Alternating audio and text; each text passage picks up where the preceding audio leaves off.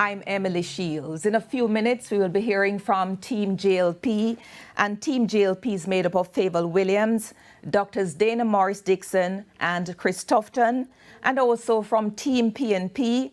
Team PNP's Julian Robinson, Peter Bunting, and Kisha Anderson. This is the second of 3 debates. This one is on the economy. It's a big topic. Over the last couple of days, we've had all different sorts of documents laden with all different sorts of promises to the people of Jamaica if the governing JLP remains or if the opposition PNP forms the government. So before the debate this evening, we want to set the stage for what we can expect, what should we be expecting. And joining us now to make sense of it all are development economist, Dr. Chris Stokes. Good to see you, Dr. Stokes. Thank you. Also in studio with me, Officer Jamaican Association for Debating and Empowerment, JADE, Matthew White. Welcome, Matthew. Thank you for having me. And on electronic platform, we have political scientist, Dr. Jermaine McAlpin. Welcome, Dr. McAlpin.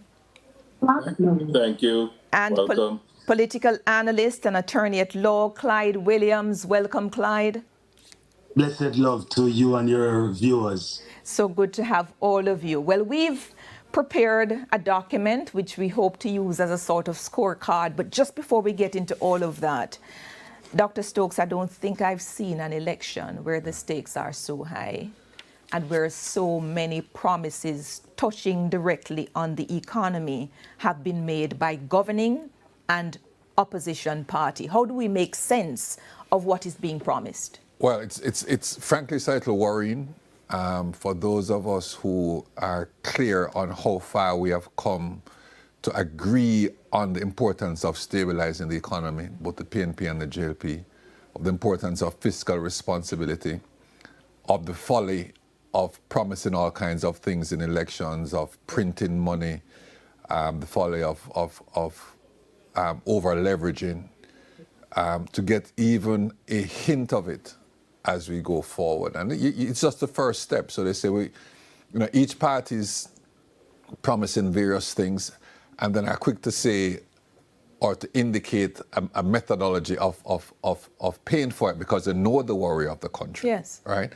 But I just wish we would have enough confidence in what we have achieved and the importance of what we have achieved, and that Jamaicans understand the importance of what we have achieved and therefore campaign on that and not get back into the pork belly politics.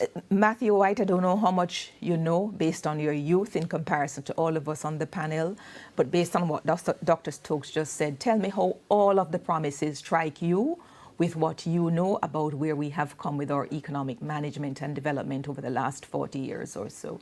Yeah, as you mentioned, I am young, so I really don't know much before Portia Simpson Miller, but definitely what the messaging on both sides has been allows young people, I think, to buy in to the idea of growth and progressiveness a lot easier.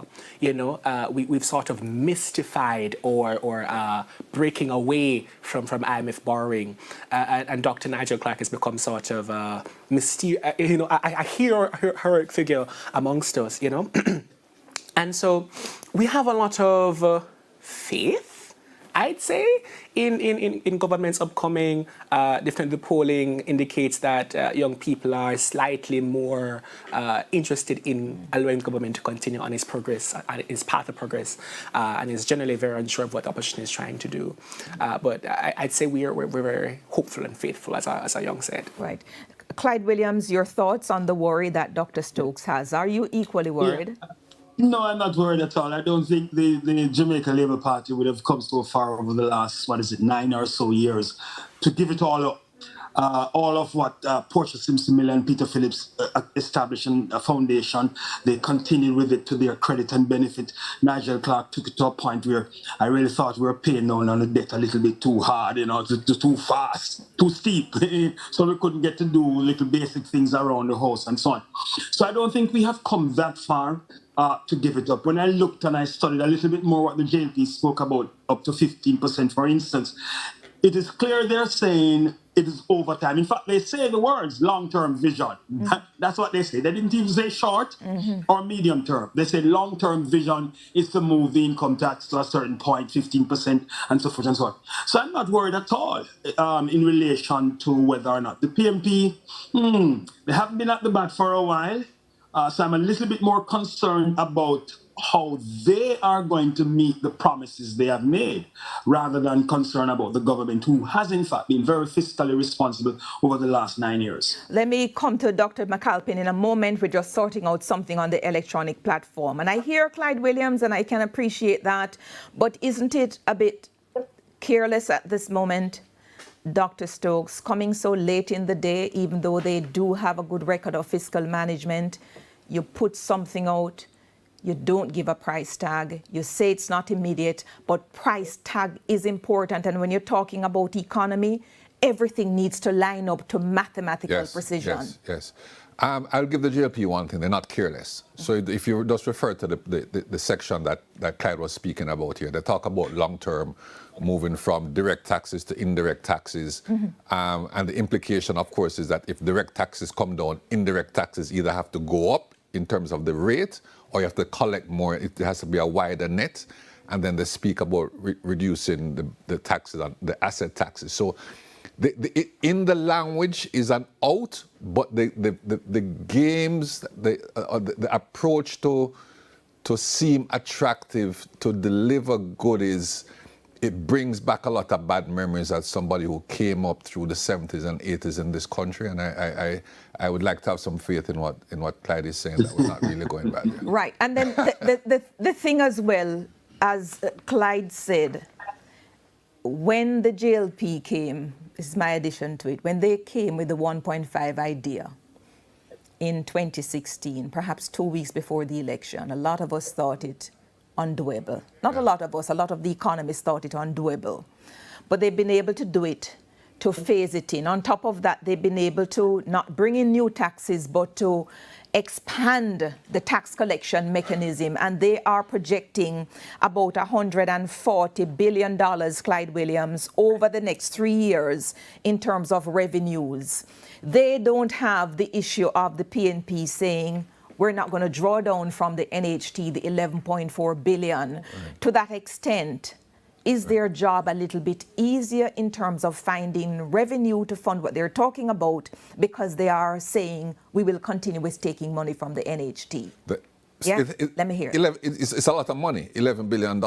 Of course, the irony of criticizing the Manley years and the NHT and then taking $11 billion annually is not lost on the country. Yes. Right? But having said that, under Nigel Clark, the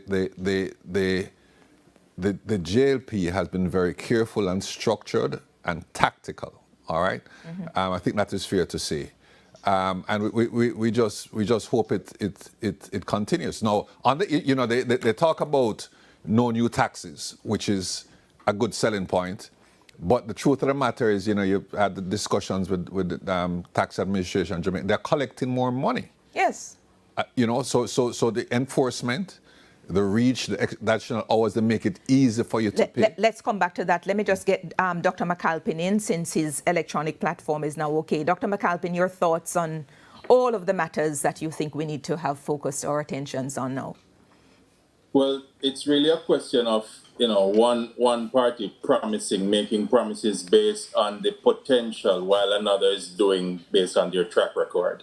With the JLP, it's a question of continuity and the investor confidence. So when we talk about economic stability, part of that trajectory is investor confidence.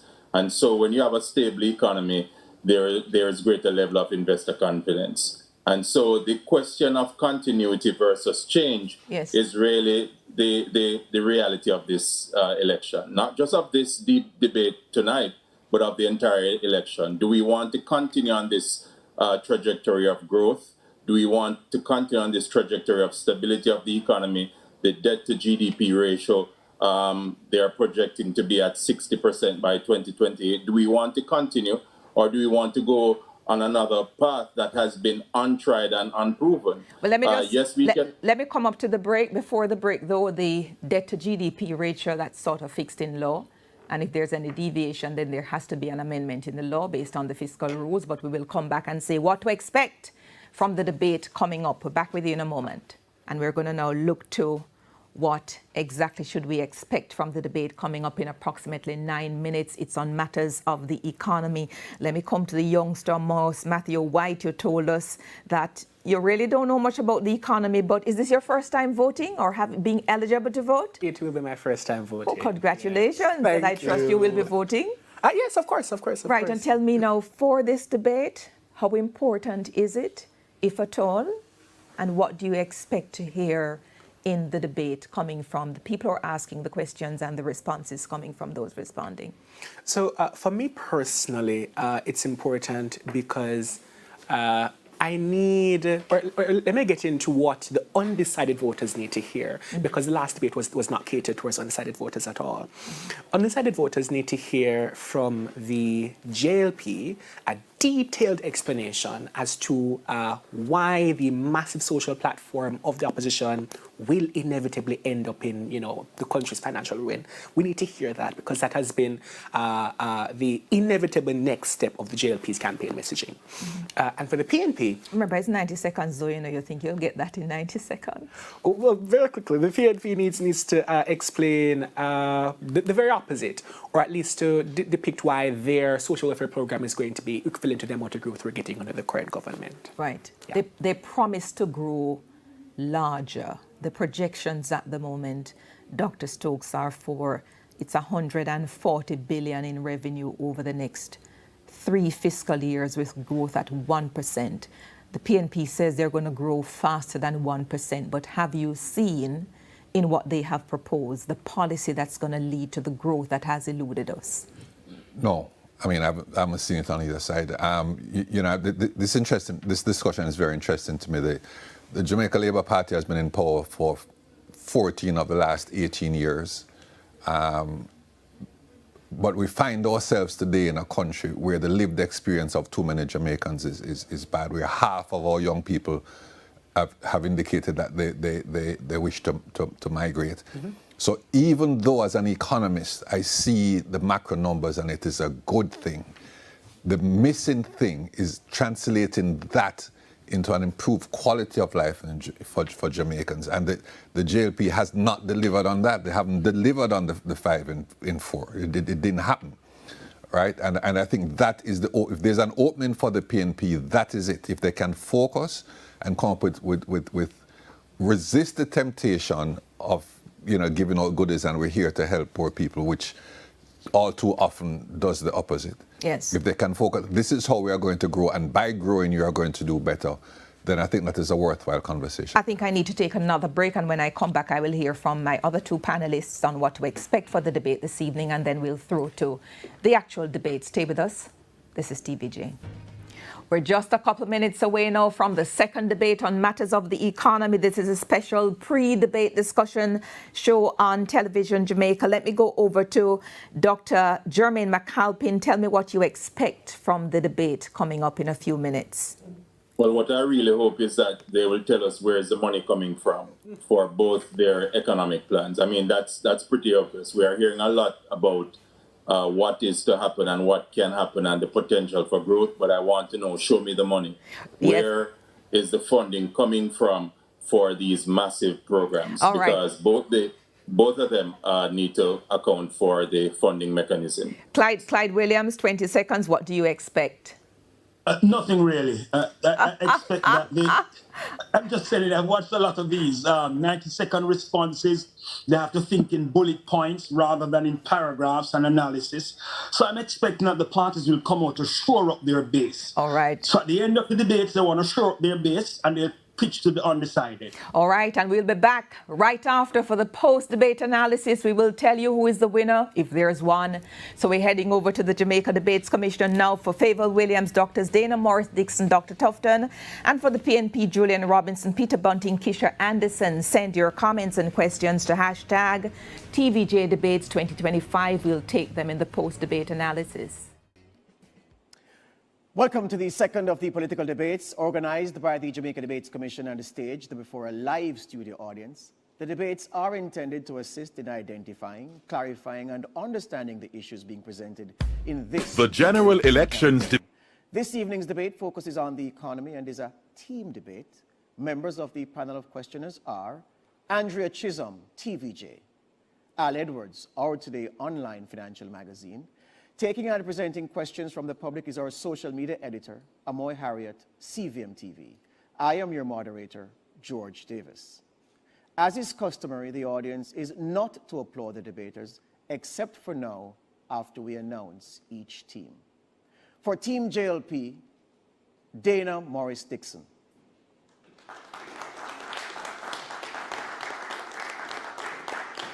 For Team PNP, Julian Robinson.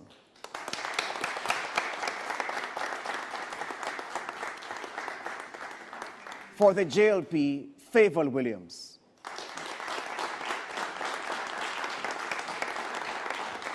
For the PNP, Kisha Anderson.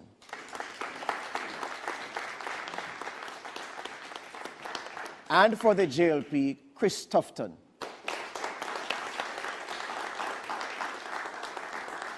And for the PNP, Peter Bunting.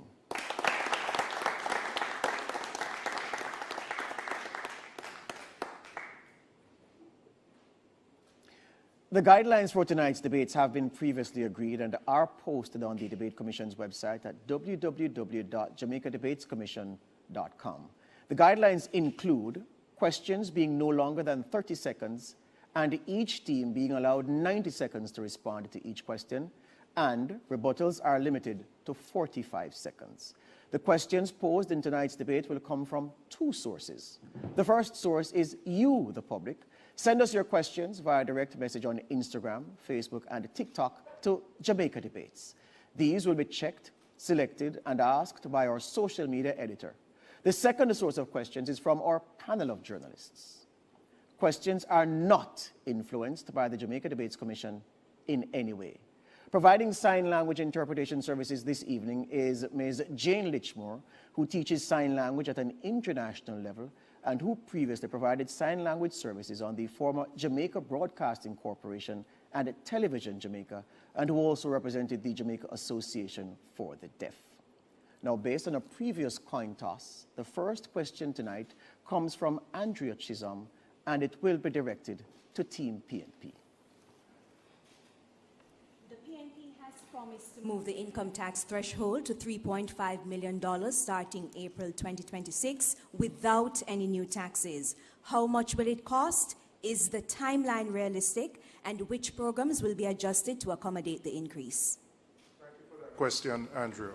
We are committed to implementing the 3.5 threshold starting April 2026.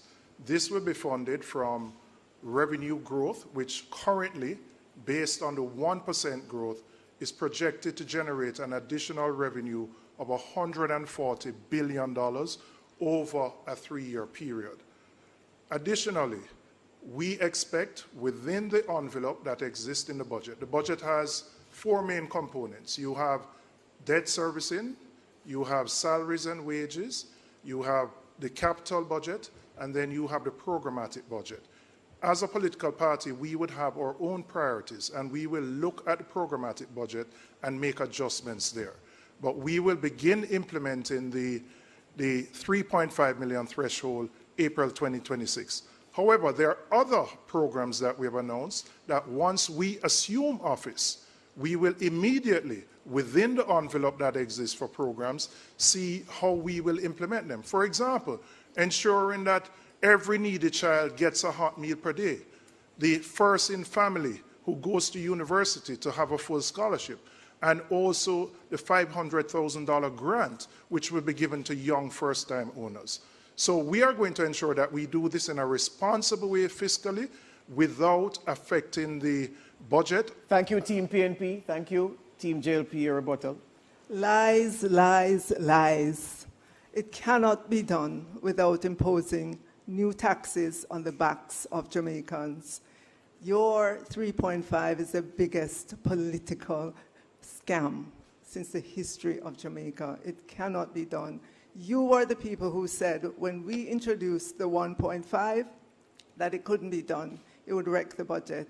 How do you get from 1.5 to 3.5? It's 3.5 now, right? It used to be 2.3, 3.2, all over the place. Can't be done. All right. Andrea would like to use the first of her 2 follow-up questions. For Team PNP, I did not hear the cost of the proposed increase in the threshold, nor the programs to be readjusted to accommodate the increase. The cost of the increase in the threshold would be $55 billion. Now, no political party implements every single thing in 1 year. So we are going to ensure that the implementation is done, which protects the fiscal sacrifices that have been made and will ensure that the adjustments are consistent with the budget. So it's $55 billion that this particular program will cost.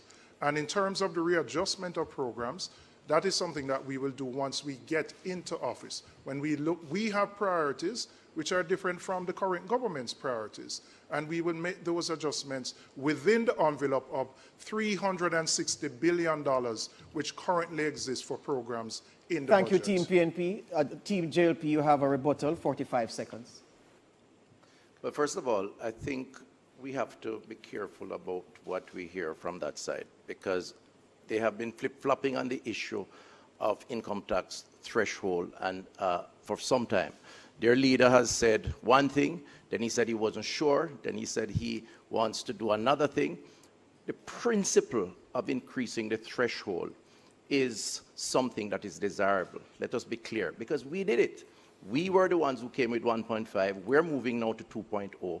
And indeed, we are the only government that have reduced taxes in several ways to benefit the Jamaican people. The challenge is the practicality of their solution. This is a one-week proposal, a proposal to win Thank you, votes, Team JLP. which can't work. Thank you, Team JLP. Al, you get the chance to pose the first question of the evening to Team JLP. Hello, good evening. How do you do? On Sunday, the JLP promised to reduce income tax to 15% over a phased basis if it secures a third term in government. This is estimated to cost the country around $135 billion. Where will the money come from to accomplish this, considering there is a projected to be a $35 billion deficit in the budget, and given that many people work in the underground economy? I'm not sure where that number came from. Our number, based on the technocrats who did it, put it at between $25 to $30 billion. That's our number. That is doable. We are the party that did the 1.5 in a responsible way.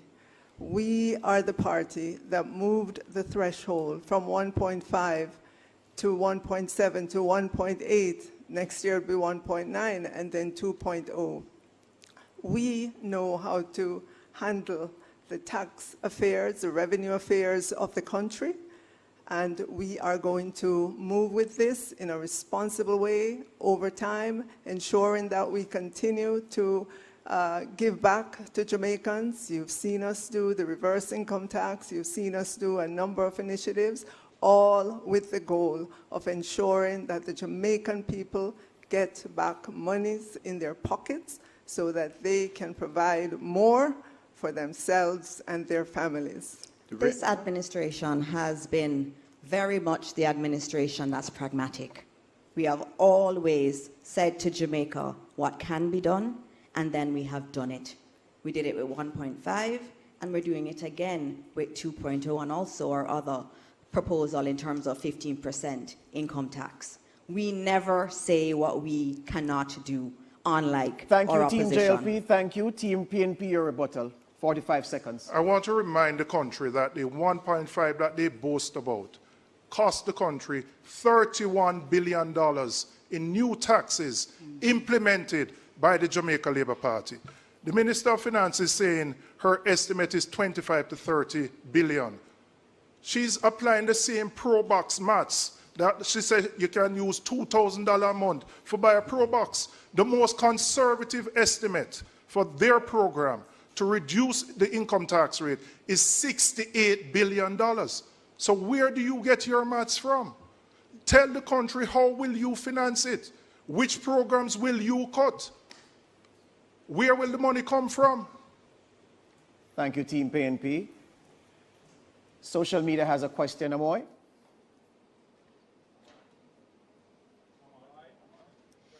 Thank you, George. Well, the first social media question tonight comes from Makeda on Instagram. Jamaicans both at home and abroad work tirelessly to support their families and contribute to our economy. Yet high taxes and fees on barrels at the wharf, along with frustrating processes, make it difficult and costly for people sending goods home. If selected to serve, what specific and measurable actions will your party take to reduce these costs and simplify these processes? Team PNP, 90 seconds. Thank you. Thank you. We note that we note the developments in the U.S. and other territories as it relates to remittances, and we're observing the situation. We also note that for Jamaicans going to pick up money at agencies, the cost may increase. And that's why we want to encourage the opening of accounts, and with reduced due diligence requirements for these types of accounts, we think more Jamaicans should exercise that option. I think also, though, we want to take a deeper look at the fact that we're so reliant on remittances. At least 20% of our GDP is based on remittances. We need to find a way, in the best interest of Jamaicans, to have them earn more. And that's why Team PNP is looking at options to have our economy grow. We're looking at options in agriculture with the Agricultural Development Fund of $2.5 billion, where we want to teach our farmers smarter and more efficient ways to go about farming. We're looking at options in logistics. Given our position, we're ideally placed to offer logistic and trade facilitation. We also want to look at our BPOs and increase the value of the services that are offered through our BPOs by upskilling our workforce and training our young people in heart, etc., to do these things which are the careers of the future and not to stick to the careers that now exist. Team JLP, your 90 seconds, well, your 45, well, your rebuttal. Thank you very much. I'm not sure if we heard the same question. I heard a question that was about or Jamaicans having to clear barrels at the port.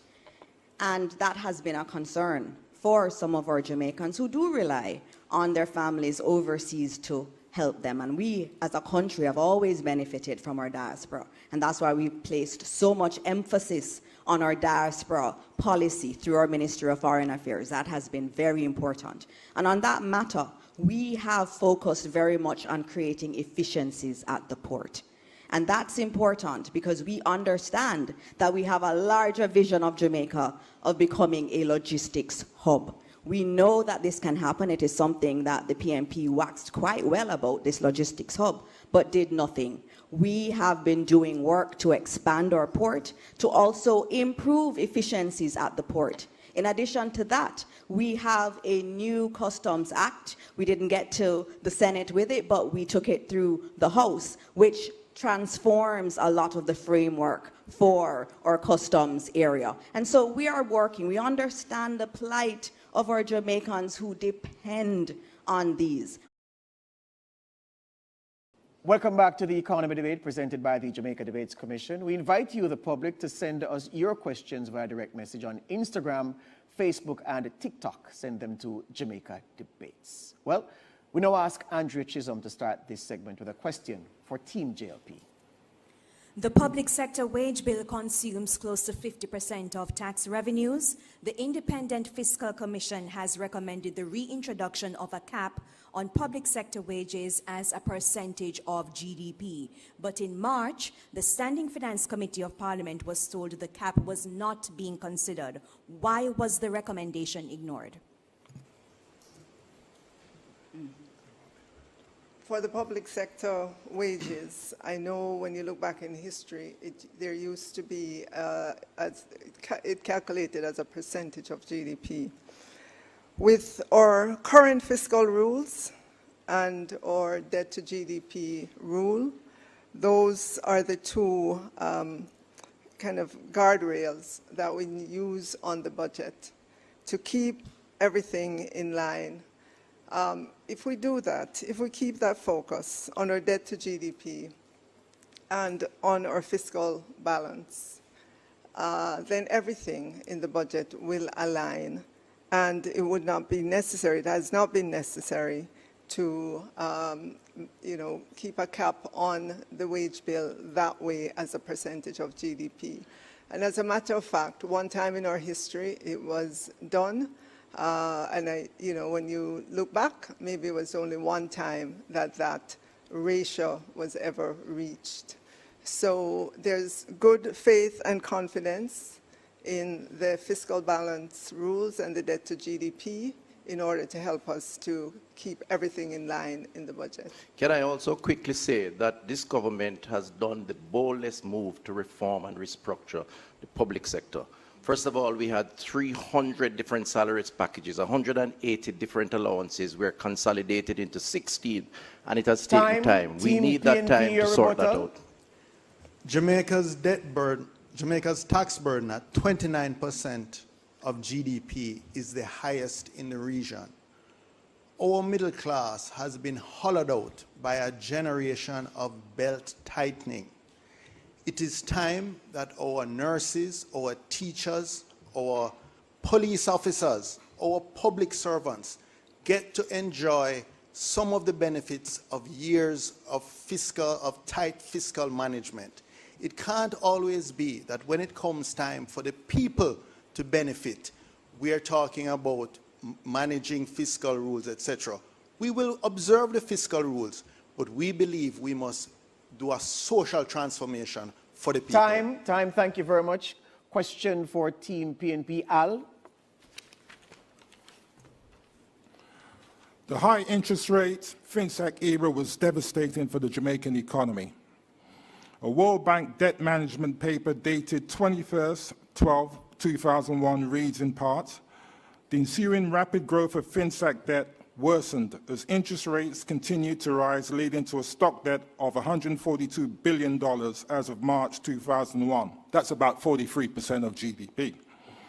This added to an already large pre-crisis public debt burden of more than 100% of GDP, leading to an unsustainable debt path. That period also decimated a generation of local entrepreneurs, so much so that a generation later, many are still reticent to invest in the productive sector. What guarantee can you give under your administration that Jamaica will never see history repeating itself, and how do you intend to honor that guarantee? Well, what we have to ensure is that the agencies that have responsibility for managing and regulating the financial services sector are actually manned by individuals who are competent and professional. The Bank of Jamaica, the Financial Services Commission. Ensuring the BOJ now is an independent agency that has the responsibility for managing interest rates and primarily inflation.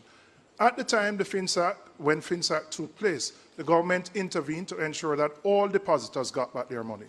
What we want to see is the FinSac report published. The country spent $150 million on a FinSac commission, and all now we can't get the report. We want the FinSac report out. And while you're at it, we will publish the SSL report, because we noticed that depositors have gotten $2. If them did have $100 and there's only $2 them get back. But the most honorable Prime Minister got all his money out of SSL before it collapsed. That is what justice means. We will publish the SSL report, and it is a failure on their part that after all these years, given the impact of FinSac, that there is no report, no independent report. What we have seen is drips and drabs being leaked out by that side. So when we talk about FinSac, let's get all the facts on the table and release the Kroll report from SSL. Time up. Interesting that that side can speak as if they're ignorant of FinSac, when some on that very side were involved during the FinSac period and benefited. Just recall the 40-40-40. You mentioned it. 40% of GDP to recover from FinSac, 40,000 businesses lost their money, 40% being offered by merchant banks to make a profit, and DB&G made on average 40% return on their investments, which one of the principals sits across me right here. They cannot talk about fiscal discipline. They cannot talk about management and economy. They presided over the FinSAC era. They drove people in some instances to commit suicide based on news reports. They have no moral authority and certainly no economic management, and they are still there. The Jamaican people cannot trust them. Thank you, time. Al, you wanted to use one of your two follow-up questions? The first one, yes. Proceed. The JLP government has presided over macroeconomic stability. Public debt has come from over 140% of GDP in 2013 to 70% in fiscal year 24-25. Unemployment now stands at just 3.3%. According to Statin, as of July this year, Jamaica's annual headline inflation rate stood at 3.3%. The Bank of Jamaica says as of August 12, 2025, Jamaica's gross international reserves stood at US $6.2 billion. The World Bank, the IMF, the rating agencies all commend Jamaica for this economic performance. How will a PNP government build upon and improve this trajectory? I think it's important to set context for the question that you have asked. When they left office in 2011, the country was on the precipice of economic collapse. When we got in 2012, we had to restore Jamaica's credibility. We had to establish EPOG. We strengthened and enhanced the fiscal rules. We legislated the debt to GDP ratio so that any government, PNP or JLP, had to pay down that debt. Portia Simpson Miller and Peter Phillips started that race. We passed the baton. We are the persons responsible for the fiscal responsibility that exists today, and we will continue that when we get into office again. Time, thank you. The Team JLP, you have 45 seconds to rebut. I am so glad that you named all of those improvements that we've had in our economy. When the PNP was in government, they took a wrecking ball to our economy, and that's a fact. When we took office 9 years ago, we saw high unemployment, we saw high debt, we saw high crime too, and we saw failing infrastructure. And this administration got to work, working on all of those areas. The PNP does not know how to be fiscally responsible. And we have seen that in our history time and time again. And so the data is there. The data shows the Jamaica Labour Party knows how to do it. Time. Let's take a question from social media. Amoy? Well, George, this question comes from Facebook. Nikisha is asking, many schools are without basic resources, and as such, some schools are asking parents to contribute certain resources, whether it be in cash or kind. Seeing that economically, parents are struggling to pay school fees and meet other needs, how will your administration, if elected, resolve this issue so there will be an ease on parents' pockets? Team JLP. Thank you for that question, and we definitely understand the burden that a lot of our parents feel. And it is for that reason that we have focused quite a bit on how we can get our children to school. Let me give you some realities from going around to our schools, especially in rural areas. When I go to school on a Friday, classes are sometimes half empty. And when you ask our teachers why, they say money ran out. What keeps them at home? High transportation costs, and also the high cost of lunch. And that's what we have decided to focus on. The rural school bus system is precisely because of that. I had one mother in St. Thomas say to me, it costs her $1,200 a day to send one of her children to school, and that it is so expensive that she ends up having to choose which one goes to school sometimes. We cannot have a country like that. In addition to that, in terms of our meals, we have expanded meals to 5 days a week for those on path who need it the most. In addition to that, we're now going to be adding breakfast to our students in our schools that are the most underperforming. All of that on the backs of the hard work of Minister Williams and the Ministry of Finance team. We understand the costs, and we're working hard, including in providing more books in the public sector so that our parents can have less of a burden. Time. Team PNP, your 90 seconds. Chris, you're correct that DBNG was a very successful company. And it was a publicly listed company that our audited financial statements were open to the public. So everyone knows where Peter Bunting and Mark Golding got their wealth from. You and your Prime Minister cannot say the same. Now, in terms of our arrangements for public transportation, particularly rural school transportation, that school bus system was a political gimmick. We cannot be buying new trucks to transport garbage, and we're buying 15-year-old buses to transport our most precious cargo, our children. That was just an opportunity for somebody to eat our food. Let us be clear about that. It was totally unsuitable. In deep rural communities, we cannot afford parallel transportation systems, a school bus and a system for adults. So what we have proposed is a subsidy of $10,000 per month per child for those parents who need it, for those children who are unable to attend school 5 days a week. What we have proposed is a hot meal every day for those children who need it. That is real progress. I'm surprised too, Peter, that the Minister of Education is speaking as if she didn't know all of this. Time. Andrea, your question for Team JLP. The requirement for a 12-year experience in law enforcement was removed from the January 2025 job advertisement for the position of Chief Technical Director of the Financial Investigations Division. Why was the law enforcement requirement removed? I want to make it clear that on the job description for the head of the FID, there are a number of different qualifications that an applicant could have. There were at least 6 different skill sets that that applicant could have. When the whole process of going through recruiting was done outside of the Ministry of Finance and the Public Service, and they went through a very public recruitment process. The job was advertised, interviewed. No one qualified to be accepted.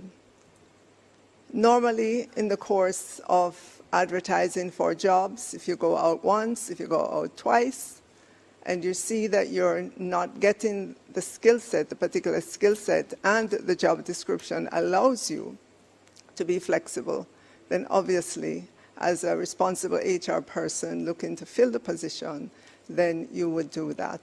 That is what was done. There's nothing underhanded about it. It was all transparent. And we have a very competent person heading the FID currently, and I look forward to continue working with him. Team PNP, your rebuttal. This is not true. I know as a certain fact that senior police officers with investigative experience for many years, who have coordinated international investigations, who have headed the intelligence bureau, they applied for the job and they were turned down. The truth of the matter is it was a set hand. Dennis Chung applied for the job when he said he saw nothing wrong with in the Integrity Commission report.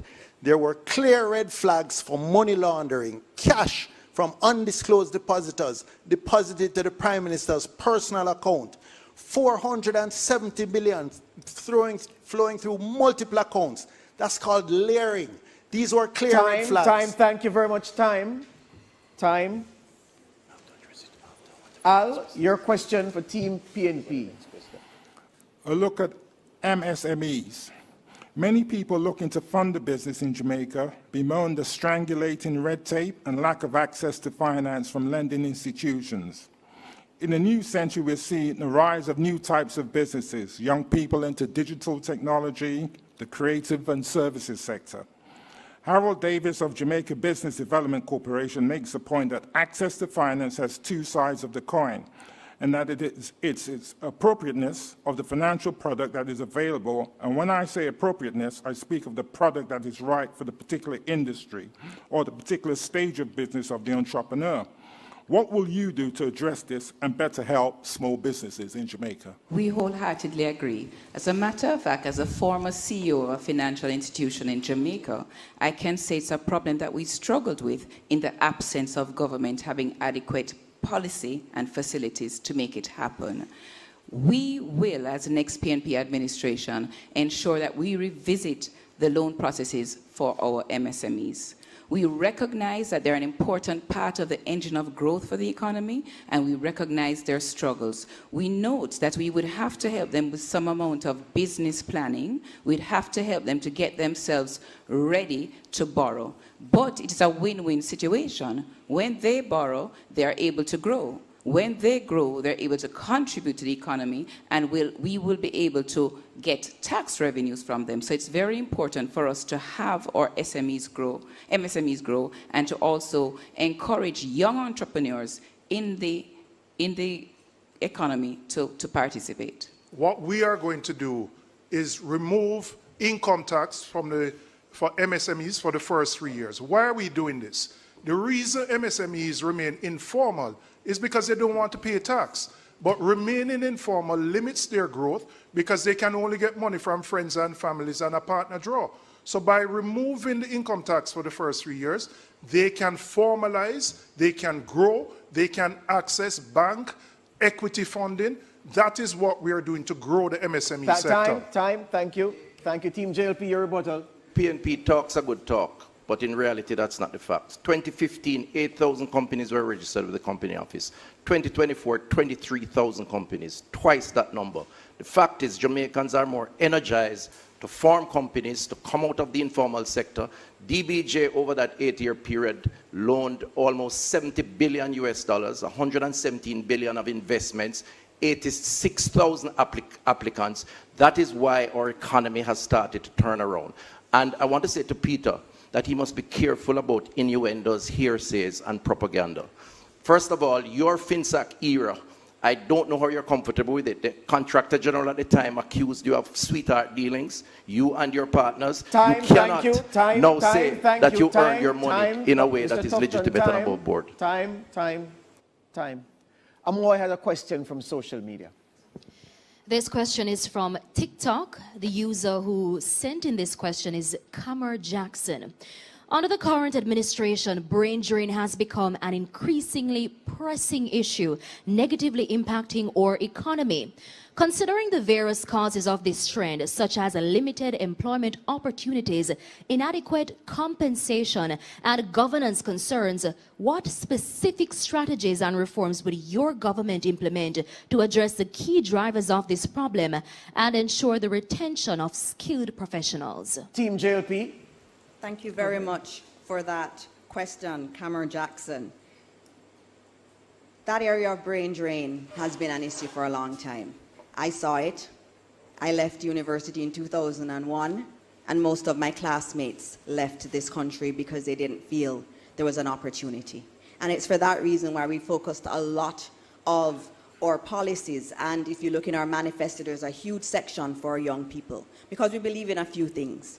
We believe that every young person, as they've told us, wants to own a home one day. And that's why we have allocated 15% of every NHT house built to our young people who are under 35. We're also increasing employment. 280,000 more young people have been brought into the labor force. We're providing jobs, and we're looking for higher paying ones through the work that we're doing in terms of training our people. 500,000 young people have been trained since 2020 at Heart, and we're going to continue doing that. In addition to that, let me remind Jamaica that it is this government that has brought unemployment to its lowest level ever. In fact, the participation rate in the job market is 68%, the highest it has ever been. Under their watch, people lost jobs. They borrowed and spent, or taxed and spent. Under this government, no new taxes, and jobs have been created. This is a more responsible government, and the future of young people are brighter with the JLP. Thank you. Team PNP, your 90 seconds to answer the question. Raising the tax threshold to 3.5 million, the tax-free threshold to 3.5 million, is one of the most fundamental and revolutionary things we can do to retain our best and brightest. as I said, this is a manifesto that we've put forward, not just about a campaign for the next election. This is about the next generation. We want to ensure that our teachers, our nurses, our police officers can provide for their families in the way they should. We want to rebuild the working class and the middle class. We want to ensure that buying a house, buying a car, aspiring to improve, to lift your whole generation is not merely a dream. So yes, what we have proposed is radical. It's transformational. It's going to require a shaking up and a reordering of all the priorities of government. That's not accidental. We're working for a social revolution. People are not going to elect a new government to do the same thing that the outgoing one is elected to do. When I hear them speak, I wonder which young people they're speaking about. When I speak to young people, they tell me they have no hope of owning a home. With the NHT limit being raised to 9 million, the problem is that the houses cost 40 million. There's no hope. Time, Mrs. Anderson, time. We now take a short break and invite you to stay tuned. Welcome back to the Economy Debate presented by the Jamaica Debates Commission. We invite you, the public, to send us your questions via direct message on Instagram, Facebook, and TikTok. Send them to Jamaica Debates. We'll now ask Andrea to start this segment with a question for Team PNP. The PNP has described the 0% in year one as an insult to public sector workers. The party says they have looked at the budget and fiscal policy paper and will do better for the public sector workers if elected. What percentage increase would a PNP administration propose? Well, the first thing I'm going to say, we are going to treat public sector workers with respect and dignity. I won't talk to the JTA president like the Minister of Education and say him performing at his conference. That is disrespect. Disrespect is when you need to get a meeting, you have to get restive and threaten strike action.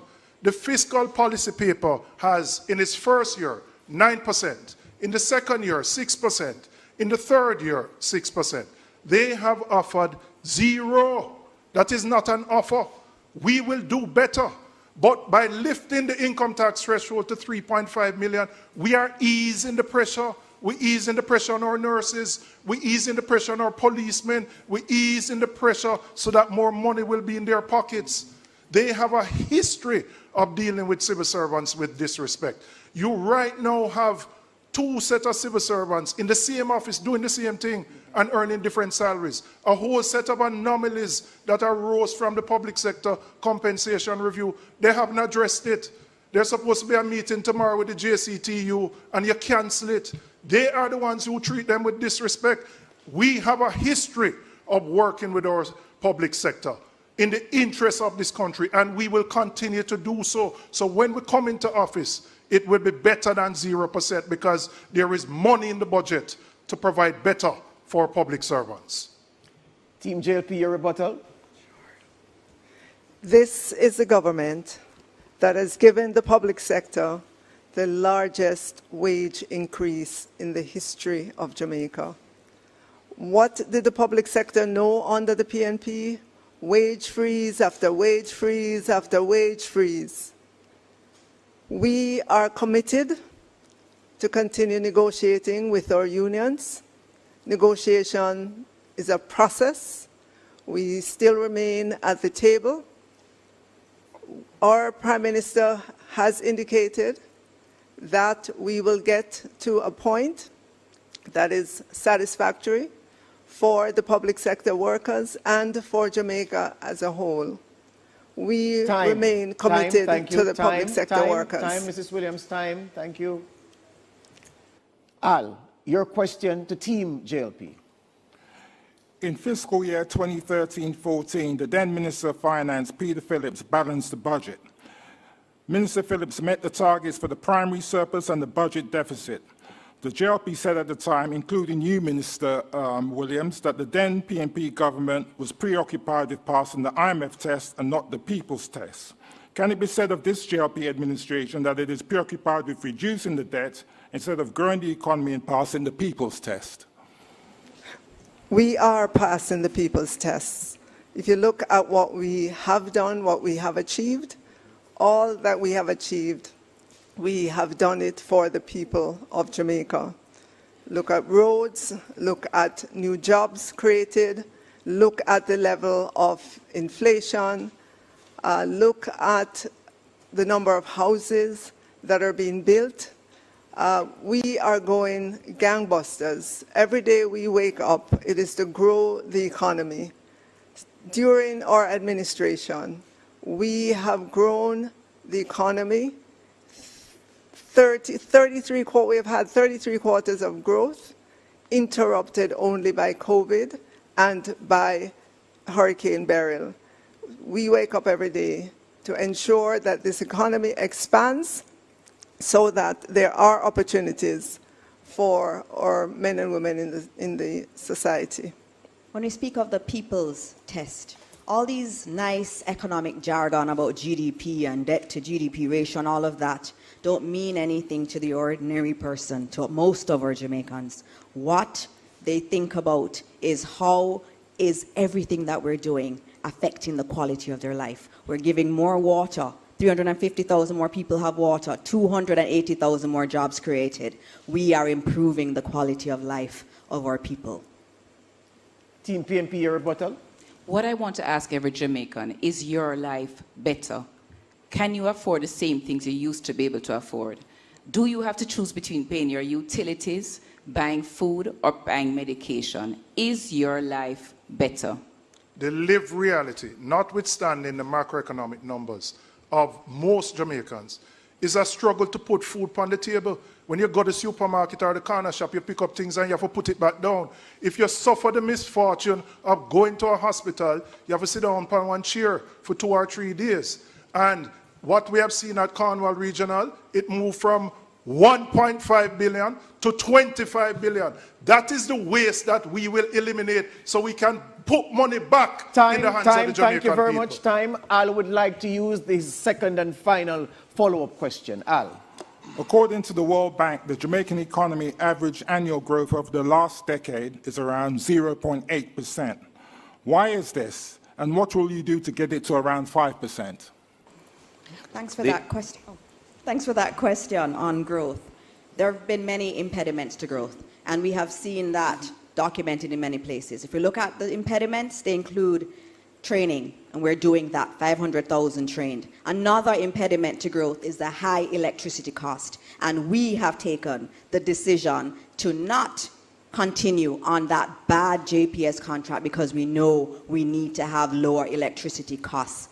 In addition to that, infrastructure is another impediment to growth, and that's why we've spent so much money on fixing our roads, providing internet access across this country, and improving our investments in technology. We understand that in order to bring the growth rate up, we are going to have to do these things. You have 45 seconds. What they haven't spoken about is how corruption has impacted that growth. How our foreign direct investment has moved from 900 million in 2015 to 300 million today. That 11 of them are under investigation for illicit enrichment. I, Julian Robinson, can categorically state, I am not under investigation. Can the three of you say that? We need growth. We understand the assignment now. We have consolidated our economy. We have to improve the outcomes in education, which have been poor. You talk about energy. It took you 8 years to put out a request for proposal for renewables. Why? Because of the corruption at the Ministry of Education, where you see 4 ministers over 8 years. Time. Thank you. Social media, Amoy. All right, so we're on TikTok, and I'm seeing a question here from Joe. Policies often target low-income earners, while high-income earners are generally believed to be able to manage on their own. What in your plans directly supports middle-income Jamaicans who are caught in the squeeze? Team PNP. So the contrast between the JLP's approach of reducing the income tax rate for everyone versus the PNP's approach of lifting the threshold is a prime example of that. The cabinet ministers and the prime ministers will benefit the most from the reduction in the rate of income tax. Police officers, nurses, doctors, security guards, public servants, those who are at the rank and file of the police level, everyone who earns under 3.5 million will be the major beneficiaries of our program. That is what differentiates our approach from theirs. They talk about prosperity. It's prosperity for them and their cronies. When we talk about putting people at the center of our policies and programs, it's because we want to lift everyone. We want to lift those at the bottom. We want to build out the middle class. We want education to become a bridge from one generation to another to move them to another level in society. And we will continue to lift the standards of the majority of the Jamaican people. The income tax threshold, we're going to remove tax on overtime so that our security guards, our nurses will get a break and you put more money in their pockets. Thank you, Mr. Robinson. Team JLP. The PNP does not understand how the economy works. First of all, they talk about our performance. Our performance we're very proud of.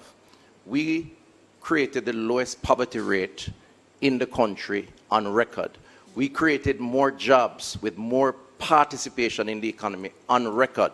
And while we're doing that, we are building out new industries in digital technology, in our port facilities, for logistics hub, as well as maintaining and building on the traditional industries that are there. Most persons in Jamaica today, young persons who have a skill, can find a job.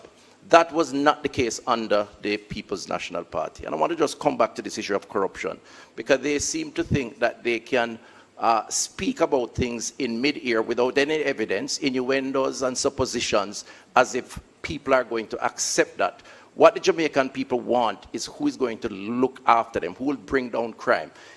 Peter Bunting depended on divine intervention without work. In fact, he is on record, I believe, as the only Minister of National Security who was unable to secure himself. And I am happy he's okay from that unfortunate incident in Portland. But it speaks to confidence in their policy to reduce crime. This government has reduced crime by the lowest over 30 years. And this is what Jamaicans want. They felt unsafe under the PNP. They feel a lot safer under the Jamaica Labour Party. Mr. Tufton, thank you. Time. We now take a short break and invite you to stay tuned. To the economy debate presented by the Jamaica Debates Commission, we invite you, the public, to send us your questions via direct message on Instagram, Facebook, and TikTok. Send them to Jamaica Debates. We now ask Andrea to start the final segment, with a question for Team JLP. The central bank has cut its policy interest rate from 7% in July 2024 to 5.75% in August 2025. The regulator has been pleading with the banks, the commercial banks, to further reduce lending rates, but it's not happening fast enough. What will your administration do to further pressure banks to cut their lending rates? So we are seeing interest rates come down, and we're getting early signs that the rates to borrowers is also coming down. Just recently, I was speaking to the DBJ. You know that the DBJ on-lends to the banks to lend to our MSMEs, and DBJ reported that they are seeing lower rates in the marketplace from banks. As the Bank of Jamaica bring rates down, which it will, we fully expect that our borrowers are going to begin to see lower rates in the marketplace on the various loans. I think that the reforms that are taking place within the banking sector, the independent central bank, which has to drive this issue. That's why we supported the independence of the central bank. And competition, what we have been working on, but I do agree we need to work on it more, and this is for the next administration, is to make it easier for someone to move their account from one bank to the next. We believe ultimately in the market, within reason of course, with a regulatory framework. Not like them who allowed an attempt at liberalization that drove us into FinSAC. Thank you. Team PNP, your rebuttal. Before the break, Chris had the gall of claiming success with crime. The fact is that more Jamaicans have been murdered under this JLP administration, almost 13,000 murdered in their 2 terms than in any other 2 terms in the history of Jamaica. That is failure, not success. We commend the police for the job they've been doing this year in reducing it, but you can't take credit for that. That's despite your failed SOE policies. What we will do to ensure that the banking sector is more competitive, we are going to ensure government deposits. There's a system to ensure that all banks participate in government deposits. Thank you. Al, I invite you to pose a question to Team PNP. The former CEO of Grace Kennedy, the late Don Webby, consistently called on Jamaica to reduce its food importation bill by half by 2030. Given that Jamaica spends around $1 billion a year on imported food, and according to the FAO, Jamaica's food imports account for approximately 21% of its total merchandise imports, what will your government be doing to reduce the food importation in a meaningful way? Under the JLP administration, the imported food cost has doubled. It was $800 million 10 years ago. It is now $1.6 billion.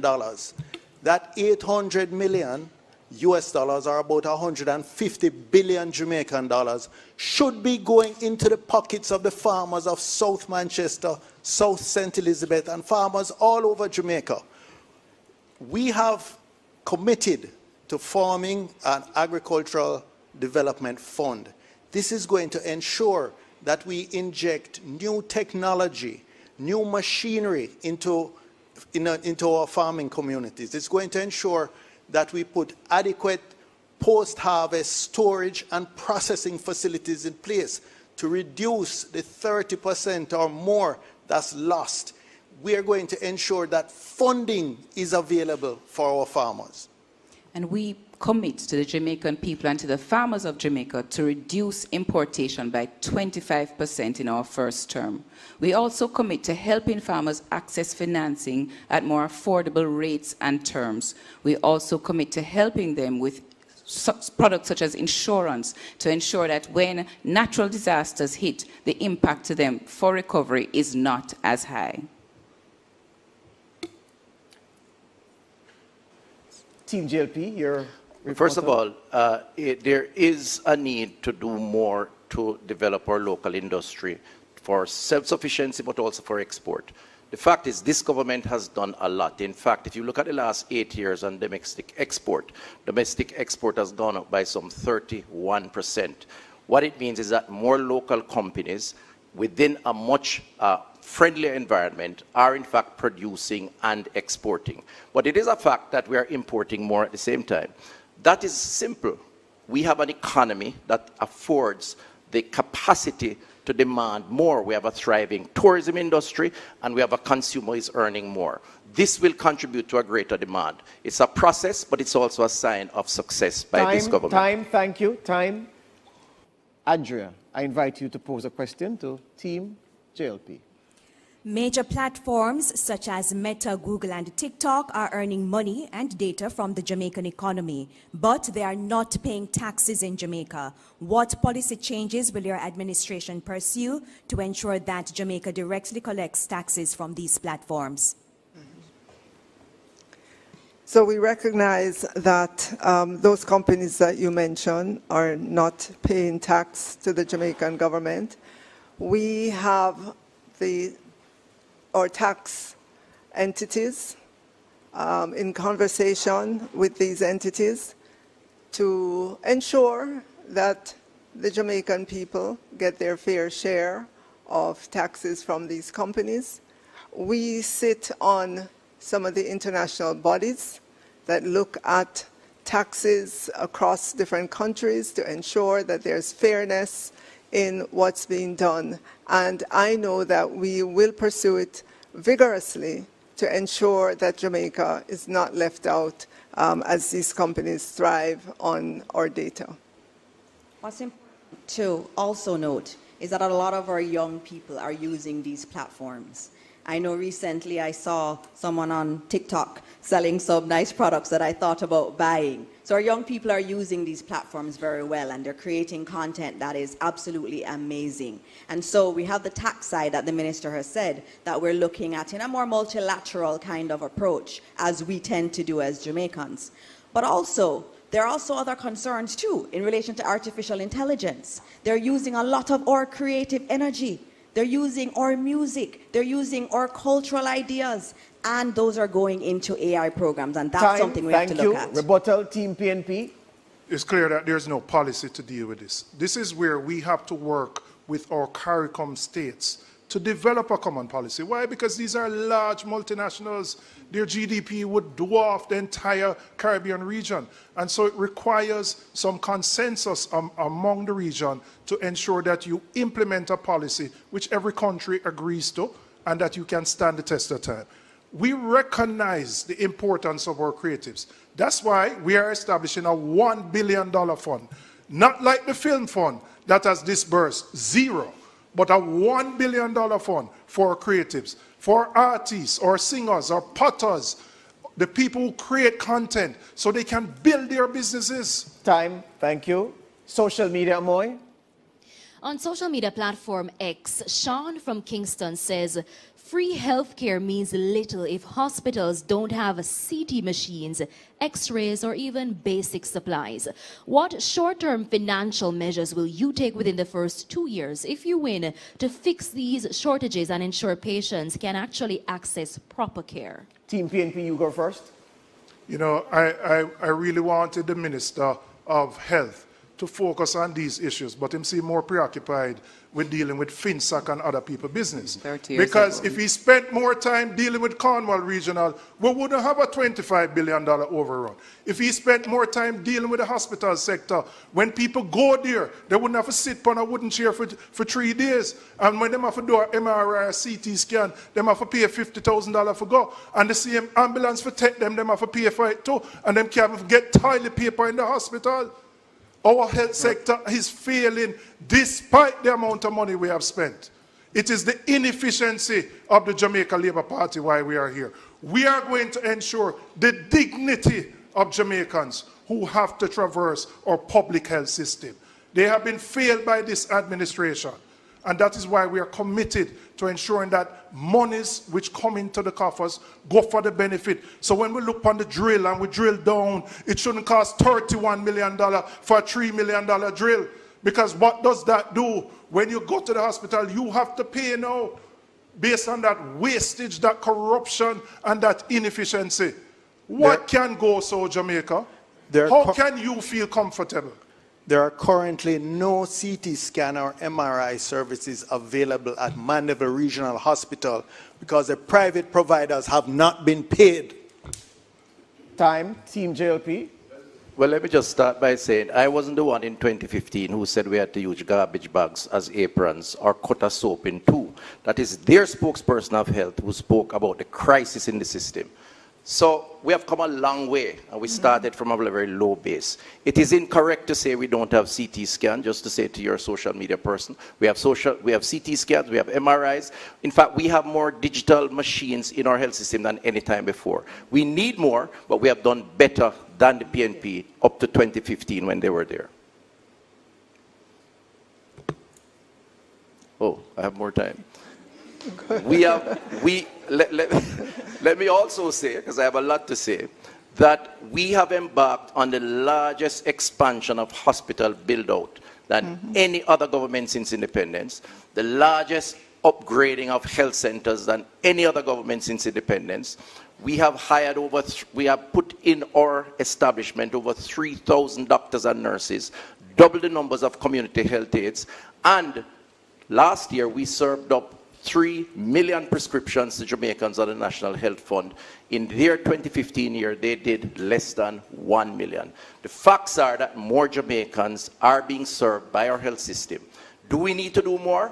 I am the first to say yes, which is why we need the next term to complete the work that we are doing. They talk about the issue, they did nothing. As far as corruption is concerned, That's innuendos and talk. Time. No Thank proof you. of that. Time. And I Thank you. condemn Thank you, them for Mr. that kind of Tufton. position. Time. Thank you. Thank you. All right. We're at that segment at that point in the debate where we allow the teams to ask a question of the other, yeah? So we're going to start with Team JLP posing a question to Team PNP. Thank you. It is our considered view that the 3.5 million threshold increase that was recently announced is nothing but a Sam-Fi political scam. In the beginning, it was 2.1, then it became 3, then it disappeared, and then it appeared 1 week before an election. You have to tell the people of Jamaica, I ask you to tell the people of Jamaica, is this just an election scam, or is it that you are going to be cutting much needed services such as NHF, where we spend $19 billion for drugs in hospitals, or university spending, which is $17 billion? Tell us how you plan to really cut discretionary areas, as you have called them. I answered the question already, but I'm going to answer it again for the Jamaican people. I have said we are going to raise the threshold to $3.5 million. How are we going to do that? We're going to do that because your budget says that $140 billion of additional government revenues will be earned over 3 years. But that is at your 1% growth, which you have no ambition on. We're going to grow the economy by more than that so that we can pay for these things. There's also a benefit when you put more money in the hands of people because they're going to spend it, which will allow the government to collect more on GCT and other indirect taxes. We are the party committed to ensuring that all Jamaicans thrive and not just a few. Our plan is better. It is more equitable. Their plan will benefit the richer people more. Ours will benefit the working people, our nurses, our policemen, the security guards, the civil servants, to put more money to ease the pressure of the cost of living that they have to face. That is our commitment as a party of social justice and equality. So when you talk about Samfire, what Samfire you're talking about? Madness you're talking about? We will deliver on behalf of the Jamaican people. We have a history of protecting our most vulnerable and ensuring that they have more money to spend so that they can protect their families and those around them. Time. JLP, you have a 45-second rebuttal. Jamaicans, the 3.5 million threshold is the largest political scam. They cannot tell you how they're going to fund it. They look at the current budget, they see the projections growing to 140 billion, but they don't tell you that expenses are also growing. So that's not available for you to use towards the 3.5. And you also put out an ad showing how much people are going to get on a monthly basis. You know that's a lie. They may get it for 1 month, but it's not going to be there. The 3.5 that you're talking about cannot be done. Williams, thank you. Time. Team PNP, your turn to pose a question to Team JLP. How can you be trusted to keep promises when you've broken promises on impeachment legislation, unexplained wealth orders, term limits, grand referenda? You've attacked the Integrity Commission relentlessly. You've undermined them. You have even failed to sign the Code of Conduct, basic principles dealing with integrity, honesty, selflessness, and accountability. How can anybody take your word? How do they know that those candidates who are under investigation for illicit enrichment are not offering themselves out there right now to the public, secretly knowing that they are corrupt? The clock isn't working, by the way.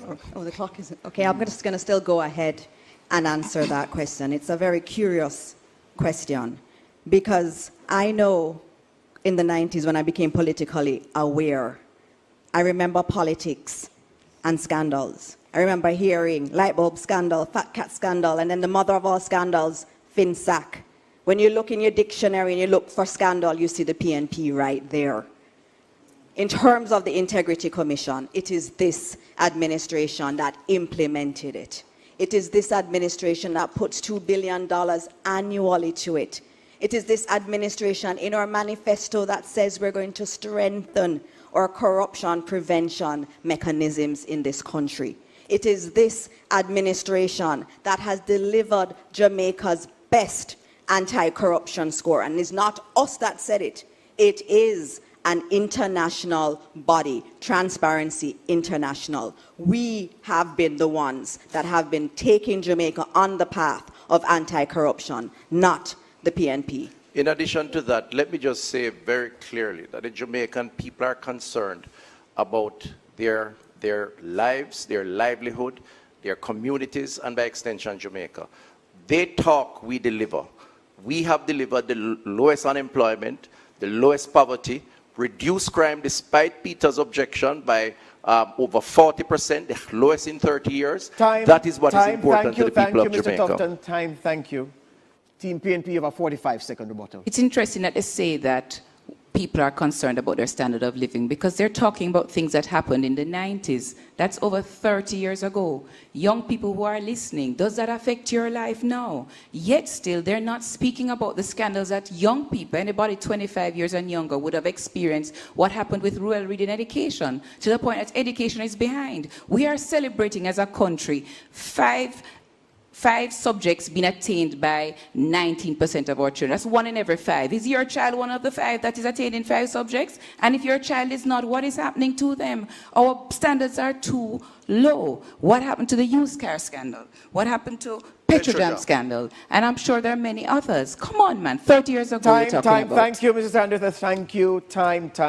Okay. What we're going to do now is this. We're going to invite Team PNP to deliver a closing statement of 2 minutes in length.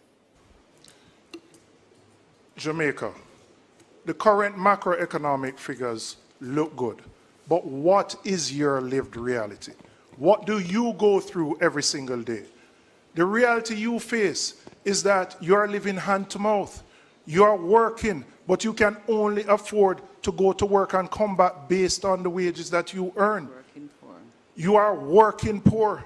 55% of Jamaicans are considered food insecure, which means they cannot afford to eat a proper meal per day. If they go to the hospitals that Chris supposed to bill, them can't find toilet paper or a bed. Jamaica, you deserve better. Time come for a better life. The next People's National Party administration will lift the tax threshold to 3.5 million, so we can put more money in the pockets of working Jamaicans. We are going to eliminate the tax on overtime, so that, again, people can get a break, the same people who are working hard to build our economy. We are going to run a more efficient economy, so that this thing called the Office of Plenty Ministries, that is a bottleneck where nothing can go through and it takes you a year to do something. We're going to eliminate those efficiencies so that we can grow the economy beyond 1%. We are going to ensure that anybody who is the first in their family gets a scholarship, and that means for persons who are currently at university, we are going to ensure that those who are buying a house get the $500,000 deposit. And I want to assure persons who earn over 3.5 million that this tax benefit is for you too. So what are we going to do? We're going to build a Jamaica in which all Jamaicans can feel a part of. So come September 3rd, when you go to the polling station, I want you to think carefully. I want you to use your head and put the X beside the head. Time. Thank you. May I add that the order of the closing statement was predetermined by a coin toss. Team JLP, your 2 minutes. My fellow Jamaicans, in 2016, you asked the Jamaica Labour Party, you gave them your vote of confidence to correct the ills within our economy caused by the People's National Party. They served 24 of 27 years and created more debt, more unemployment, more poverty than any other administration. Fast forward to today, 2025, we have the lowest poverty rate, we have the lowest unemployment rate, we have a macroeconomic stable society, We have more companies registering to start their business. We have crime that has been the monster of your business, your personal life, down the lowest in 30 years, all by the policies of this government. We still have some ways to go. Our hospital and health centers have embarked on the largest expansion and build out. They left it as a disaster. We have had to correct it. We ask you, on September 3rd, give the Jamaica Labour Party the opportunity to continue the work. We have done more for you than any other administration, and certainly more than the PNP has ever done. They are now coming with a one-week plan, essentially, to get your vote by claiming 3.5, when they rejected our 1.5 when we started. They don't know how to get us there. We will get you there. We are about protecting yourselves, your families, your communities by doing what is necessary. That is all that matters. Their diversion around innuendos, rumors, targeting persons, and character assassination does not impact you in your community. It is about the water, the road, the health services, and this government has done more. On the 3rd of September, put your X beside the bell, vote for the Jamaica Labour Party. Thank you. In the good spirit of the debates, we invite Team JLP and Team PNP to meet in the middle and shake hands.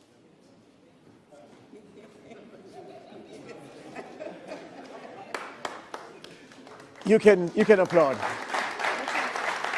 All right. That concludes that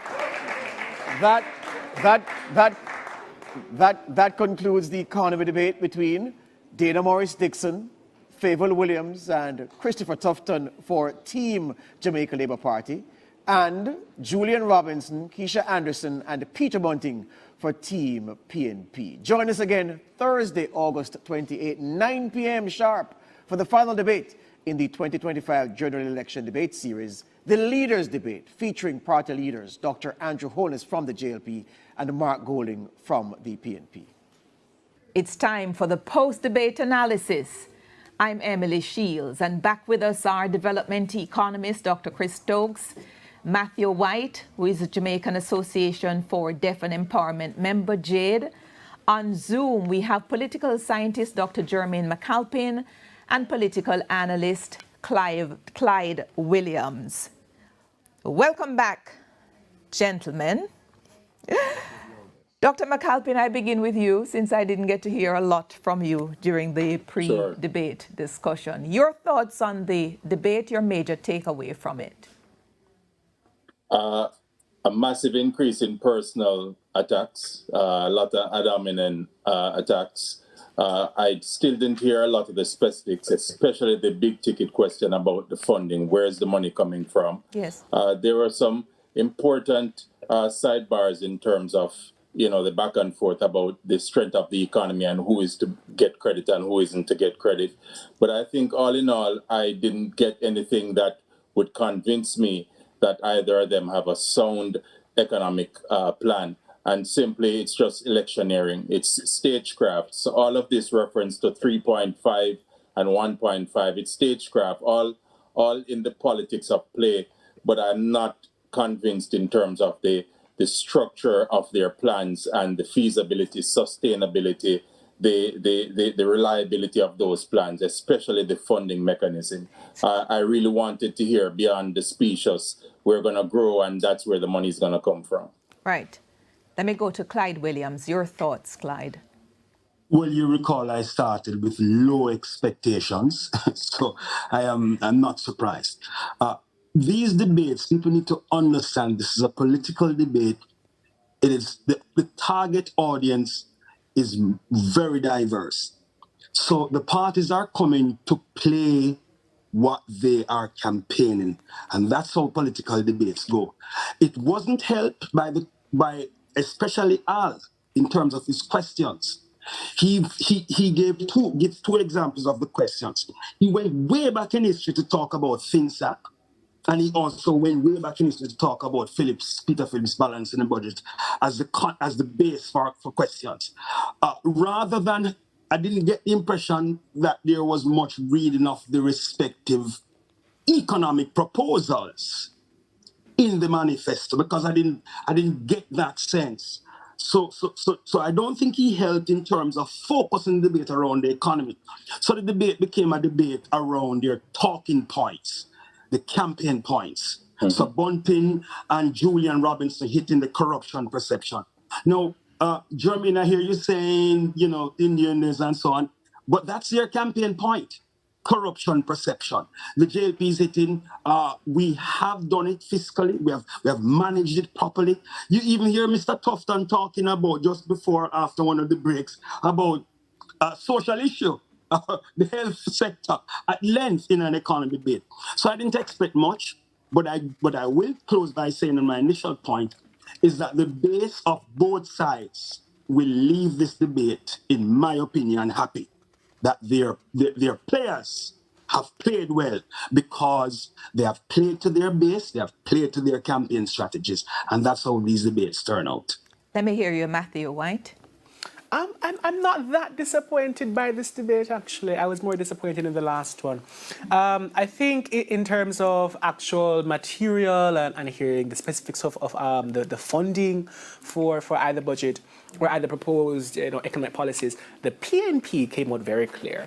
I think they made a very important distinction for their funding.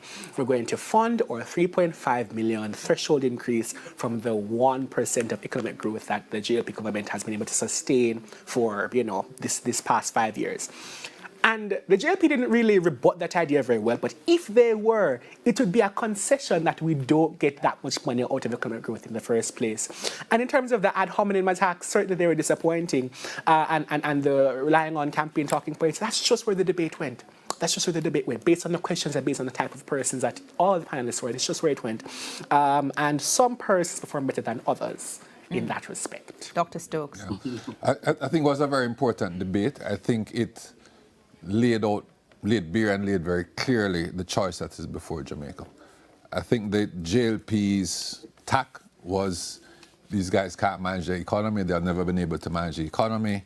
We have managed the economy well, and they point to the macroeconomic numbers, right?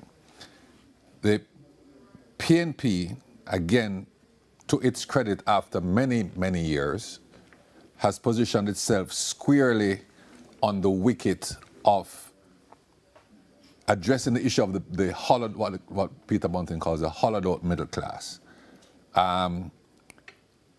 He spoke about a social revolution, right? So the distinction between the macro is good, don't worry about it, we have it covered, versus to me, the most striking question of the evening, rhetorical question of the evening, from Kisha Anderson, is your life better off today? And that is the thing, after all of these macroeconomic, is your life better off? And I think that is what the Jamaican, are we going to go what the JLP has done? They have stabilized, we can discuss, the patrimony of that, which is a little bit of a waste of time, but people seem interested in that. Versus rebuilding the country, the working person, rebuilding the middle class, and so on. And it's an important distinction that I think was drawn, and it gives Jamaicans something to vote on. I was never expecting any specifics on funding. If I heard it, I think it would have been irresponsible, because I think you have to get in and see what's in front of you before you start making those decisions. Right. The PNP calls it, Emily, the lived reality. I think that sums up some of the points my friend was saying about the lived reality versus the macroeconomic reality. Again, a campaign talking point. Expand a bit further on that for me, because just listening to Dr. Stokes, the thinking through on this has to be, some truth-telling has to come at some point in time. Because if the macroeconomy is not properly aligned, there can be little or no benefit to the man and woman in Jamaica. When we had the overhang of debt of about 147% of GDP, we couldn't go to any multilateral and get any loan at any reasonable interest rate. And that is why the debt downward climb is important. So it was a brilliant question to ask, are you better off? But somebody has to tell the people that you will be better off only if and when macroeconomy is in alignment, and also there is a way in which things are getting to you over a period of time. It can't happen all abruptly. Go ahead, Clyde. Emily, Yes. I don't think the PNP disagrees with that at all. In fact, if you heard Julian Robinson, he's been very clear about that in terms of the macroeconomic. But I don't agree with you about if the economy grows, the people will be better off. In the 1960s, when the Jamaican economy grew at its highest, averaging about 5 to 6% for many years, during that time, inequality in Jamaica also increased. But that's a different point, Clyde. Let me finish my point. Let me finish. Go ahead and finish. Go ahead and finish. Because inequality is different from living conditions. Go ahead. I've raised that to make a very simple point. That economic growth and macroeconomic benefits by themselves will not inure to the benefit of working people and the working poor unless there are structural changes in the Jamaican economy. Example, access to finance I agree with that. and capital. So I'm just saying to you, that's the only point I'm making in terms of the comparison, that it is necessary but not sufficient. I agree with you on that last point, and I'm going to bring in Matthew. Why I say that is because we're coming from a position where our wage per capita used to be on par with Barbados, with Trinidad in the early decades. They are now at US $20,000. We are just at $7,000, and that is because of the recent wage adjustment. Yes. So but the let's point talk is about that the debaters, though. Let's talk about the debate. We are getting back to the debate now. Matthew is coming in. Matthew is coming in on that. Yes, let's talk about the debate. Yes, go ahead. Can I just introduce a nuance that I think the JLP was trying to leverage in pointing out to you that they do understand that there's a massive difference between the macroeconomic state of the country and how the regular man has felt it. And Dr. Dana really tried her very hardest this evening to point out what is fiscally responsible and prudent to do with the level of growth that we are at currently. Which I think the messaging from them was supposed to be, or she tried to make it look like, was we're trying our very best here. And we do have policies and implementations that are trying to get you to better growth. She's saying that the impediments to growth, such as infrastructure, access to internet, we're trying to fix those things. And we can only do that at a staged pace. But she needed help to do that. And none of the other two members on our panel could help her in pushing forward that message. Yeah, but I don't agree. I don't agree. Yes. And I think part of the challenge is what optics are we using to assess the content or the delivery, the structure, all of the things that we're talking about. Because PNP has more ground to cover because they are trying to look the work, they're trying to get the work. Yes. The JLP has the work. And so there are two different kind of trajectories. So they had different talking points and different selling points. But the larger question is, when we talk about the content of the debate, JLP is articulating that it's a safer bet. Yes. And that PNP is a riskier choice. That is what I got from the debate. That one has to direct one's attention to the reality that, look, we are safer. Yes, we haven't grown as much as we intend to, but do you want now to give the other person an opportunity to remove some of the advances that we've made? That for me is the larger question. Then you didn't get any question arising from the PNP's presentation, Jeremy? Yes, I did, because there were 17 questions. Yeah. What did you see them saying? What do you see them saying? I see the PNP saying that we can do better than they have done, and we can do this more equitably. I think the deceit in that kind of perspective. You call it a deceit. Hold on. Let him use the road he wants to use, and then you can come in. Go ahead, Doctor. The deceit in that argument is that you cannot do that kind of social equity transformation, the social revolution, without stability. But I don't think. Hang on. I want to say this quickly. Yes, Clyde, quickly, and then we go to social media. I want to say this quickly. Yes. The PNP during the debate did not at all deny that. In fact, what they're saying is that the foundation that we have here, we can build on that foundation. No, they said that they built the Clyde, even foundation. beyond that. I'm just saying, When if you you're say ready, to me quickly. the argument is weak, but to use deceit and then use that as the example is rather loaded. All right, just Because hold on for me. Just hold on for me, please, Clyde. Hold on, Dr. McAlpin. Let me go to Jamila Maitland because we're taking some comments from social media. Hashtag TVJ Debates 2025. What do you have there, Jamila? Thank you so much, Emily. So we have been talking to our friends or receiving some feedback from our friends on Facebook, Instagram, and X about their reactions from tonight's debate.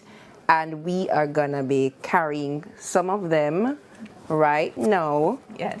So we have Shamara Kramer, and she says, low unemployment, but everybody in the workplace is highly stressed because of low income. We're going to take some more. Kian says, there is no, quote, live within our means, end quote. The cost of food, utilities, and housing takes away most of our income. We could take a couple more. Scorpion says, no more debate without a fact-checking clerk. No more eloquent lies, end quote, in the national debate. And we saw this response coming up over and over and over again, even in debate night 1. We have, what non-taxable revenue sources will the government employ to cover tax strains? Maybe we could take 2 more or 1 more. I'm concerned about wages for hotel workers. We saw that especially on our YouTube feed from persons living in Western Jamaica and those who are on the North Coast as well. So we have Shanoy saying, Fayval is a great finance minister. She's just not a good public speaker. We saw that comment coming in a few times, yes. And in response to Julian Robinson, we saw people, more praising his response as being timely, being more coherent, and the content being there as well. Right, so I believe we're coming up on a break now. When we come back, we'll perhaps get down to some more nuts and bolts in the post-debate analysis. It was on the matters of the economy. Keep sending your comments to hashtag TVJ Debates 2025, and we'll take them right after this break. Thank you. We're back with you on the post-debate analysis. I'm Emily Shields, and I rejoin in studio Matthew White, who is officer with the Jamaica Association for Debating and Empowerment, also development economist Dr. Chris Stokes, and on electronic platform political sciences Dr. Jermaine McAlpin, and political analyst Clyde Williams. If we could just queue up that question, the very first question asked by Andrea Chisholm about the 3.5 million for the movement in the income tax threshold, and the response by Julian Robinson to that question, and then the rebuttal. Let's have that.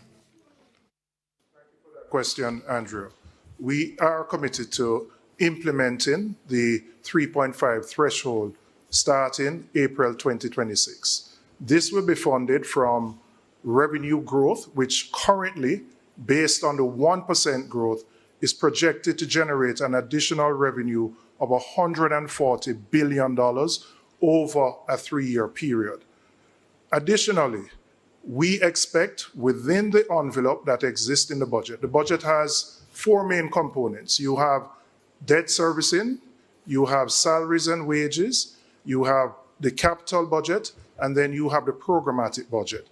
As a political party, we would have our own priorities, and we will look at the programmatic budget and make adjustments there. But we will begin implementing the 3.5 million threshold April 2026. However, there are other programs that we have announced that once we assume office, we will immediately, within the envelope that exists for programs, see how we will implement them. For example, ensuring that every needy child gets a hot meal per day. The first in family who goes to university to have a full scholarship. And also the $500,000 grant, which will be given to young first-time owners. So we are going to ensure that we do this in a responsible way fiscally without affecting the budget. Thank you, Team PNP. Thank you, Team JLP. Rebuttal. Lies, lies, lies. It cannot be done without imposing new taxes on the backs of Jamaicans. Your 3.5 is the biggest political scam since the history of Jamaica. It cannot be done. You were the people who said when we introduced the 1.5 that it couldn't be done. It would wreck the budget. How do you get from 1.5 to 3.5? It's 3.5 now, right? It used to be 2.3, 3.2, all over the place. Can't be done. That's the first question coming out of that debate tonight. Let me come to you, Clyde. That question, a lot of it was carried through the debate. You heard the response from Julian Robinson, 140 billion over 3 years. By my calculation, 46.6 billion yearly, and they intend to start this program in 2026 plus all of the other programs. Is that even workable? Well, let me tell you something. I'm not going to be here trying to work the numbers. It's a party debate trying to target the people who they think is their base to come out and vote for them. But so I'm just saying I don't have the ability to do that. But I'll say this, that his response was clear. He says, the growth that the JLP is experiencing, bringing in 140 billion, we're going to look at that to get some of the money. He also says there are four main things on the budget. And he says they're going to look at the programmatic budget to see if they can reallocate some of those resources. And then he finally, when on his rebuttal, he said it's going to cost $55 billion. He says it's going to cost. So I think in terms of how it comes over to party supporters listening and people looking information, he came over very strong. Fayval's position was it can't work. It can't work. It can't work without new taxes. Now, that lacked analysis. She didn't rebut whether or not he could use the money from the 1%. She should have looked at that and said the 140 billion, that 1% is not available. She didn't look at whether or not and rebut the programmatic reallocation of the resources. And that's what her job should have been. So on that particular question, Julian answered it from the very get-go, and later he says again, let me remind you what I said. So that's how I look at that particular subject. Yes. But the finance minister responded to it later on. Later on, it did come back up. Yes, it came back up later on. She did respond to it later on to say that $140 billion in question is not altogether there and available. She did indicate that. So the growth is not real. No, that's a separate point. 140 million. No, I'm just saying, what would she be saying there? Where is it? No, I didn't say she did, but I understand. No, I'm not saying you said it. I'm saying responded to it. Yes. I'm saying the interrogation would be in relation to, he says it's to be, but when she says it's not available, it doesn't answer the question. All right. So it's not a rebuttal. Yes, let me hear you, Dr. Stokes, on get down to brass tacks now. The problem is that we're trying to get to brass tacks, and the idea is to not get to brass tacks. Right? That is the issue. And again, we need to just zoom out a little bit and understand the big picture. And just to get back to the previous discussion before the break, what the PNP and Peter Bunting in part, the point that they're trying to make is that we have all sacrificed to get this macroeconomic stability. Yeah. And the time has now come for that hollowed out middle class to be rebuilt, for the nurse and the doctor to benefit from that. And if you live in Jamaica, that resonates with you. Because people for years and years have been saying, we'll keep chasing down this net international reserves and this debt, and I'm asked to sacrifice, and I am getting poorer. Right? So I think there's a finger on the pulse in that particular regard. So the 3.5% aligns with giving something back to that group. Now, it has some issues, frankly. Yes. Mainly just from an economics point of view. Yes, funding. Is that the funding is one, but that sort of tax relief is not very effective at generating growth. Yes. Right? Because people aren't going to use that additional money to invest and save. They're going to use it to pay the school fee that they couldn't pay last month. Mm-hmm. Or buy an extra thing that they couldn't buy, which makes it way back into the economy, but is not very effective. Some invest so there's sorry, go ahead again. Wouldn't some invest it? I am sure there'll be some savings going on, but again, just from my experience of living on the ground in Jamaica, I am sure that if people get that break, they're going to buy some new tires for their car, and they're going to fix back the thing on the fridge that has been fixed. Or build a room on the house. Emily, And the bathroom. Well, yes, let's get down to who is it, who had the content, who had the delivery, who brought it tonight, and which team won the debate. I'm going to start with you, Matthew. Where do you stand on this? I think we need to, well, I'm going to be frank about the situation for the Labour Party.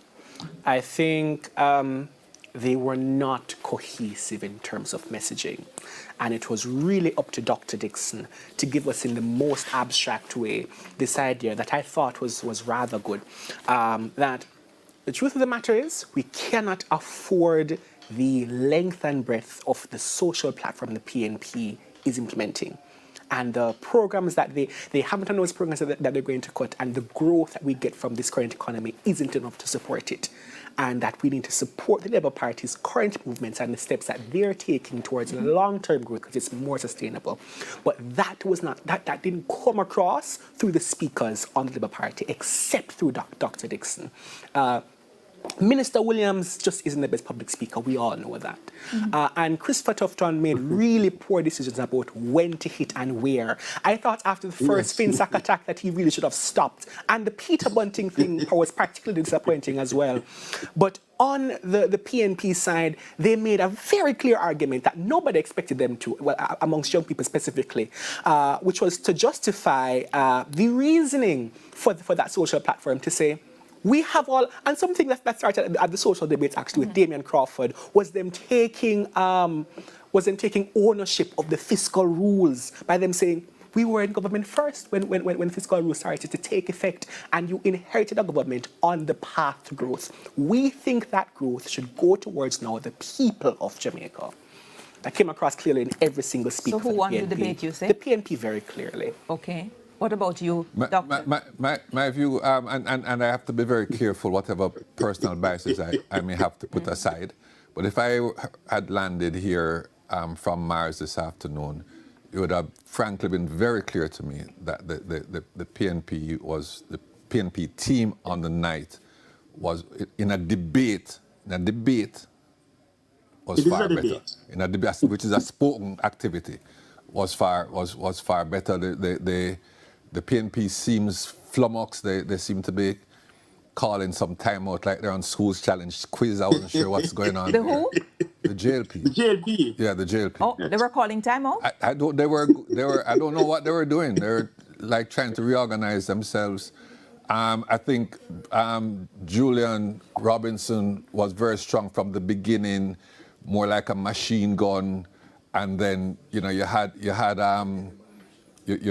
Peter Bunting coming in, very solid with specific things, hitting the target, hitting the vision of the PNP for 2025, and of course you have to me the question of the night from Kisha Anderson, and I think the JLP had a lot more ammunition in the tank, ammunition than they used tonight, and I would definitely give the PNP this debate. Clyde? No, man, you have to give me the last say, man. I'm on home side. You have to give Jeremy the run. No, go ahead, Clyde. Go ahead. Clyde, go ahead. No, man, I yield to Jeremy.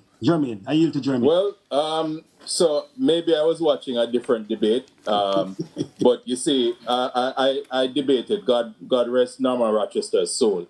It's now not a question of who has the louder argument, it's who have the sounder arguments. And so I heard a lot of loud arguments from the PNP and not necessarily sound arguments. I know that the rubric doesn't have something to indicate facts, and there were several inaccuracies with things that they quoted. So I am not necessarily going to make this about a debate as to who sounded better and who was more prepared. I'm a political scientist. I have to structure and judge based on facts. So for me, marginally so, I think the JLP's message, I'm not sure where others saw it. I think the message certainly was clear. Stay with the safer choice. The PNP had more to prove. The burden of proof was with them. And so they had to make a different kind of case. Clyde Williams. For me, yes. For me, the JLP marginally won. Yes, Clyde? In a political debate, it is not so much what we think. I put myself in the mind of the voters and so on, and I think in terms of the base of both parties, the base is going to be happy today, because the base is going to be see how Dana batting out there. They're gonna hear Tufton talking about the achievements and so on. So the JLP base is going to be happy. So for the JLP, that is going to be a victory. Any team that's going to be a victory. For the PNP, their base is happy as well. In terms of the performance of their debaters and so forth, and the perception that Julian Robinson in particular is ready to be the finance minister. When I match up Julian and I'm looking at how people looking at how he's responding to questions, he responds and then he punches. He responds and he punches. I don't agree with Jermaine that they made just nice. No, they made some solid points. I didn't state yes, that. But I'm just expressing. Let him finish, because we have to go. Let him finish. So I'm going to give the PNP. So I'm saying both sides would have their base up and running, but the PNP are clear winners in the debate. All right. I've got to go, and I clearly was watching a different debate as well, Dr. McAlpin, from all of the other guests. I didn't like Julian Robinson because it was quite unnatural, the posture that he came with. He was aggressive, it was loud. He's somebody who I didn't recognize in this debate tonight. The best debater for me was Dr. Dana Dixon. I think Tufton did well, but he got a little bit in the tatters and so forth. I also think that whole thing with him and Peter Bunting, perhaps they should have taken it outside. I'm not sure what Kisha Anderson's purpose was actually about. And Fayval Williams is what Fayval Williams is. She's soft-spoken, but she is solid. I think the JLP won this particular debate this evening. So we're up on a break. So it's a draw from the observers. All right. We're actually going to be here for a bit longer. So because of the importance of this debate and some of the things that came out, some of the things that did not, then I will continue with my panelists until 11:30. And to get back to some of the numbers, because I think Dr. McAlpin, part of what you were saying, it resonates with me, which is why I've taken the view that I've taken about this debate, which is on top of us being told that it's going to cost, or we're going to generate revenue of $140 billion for the next 3 fiscal years. I actually did the calculation to see how much per year are we looking at in terms of revenue as projected based on the current fiscal paper. And as I was saying to Clyde Williams before the break, that works to me to be 46.6 billion yearly. I completely agree that the finance minister should have done more in terms of rebutting all of those numbers. But we in the postmortem, I think it is okay for us to do it.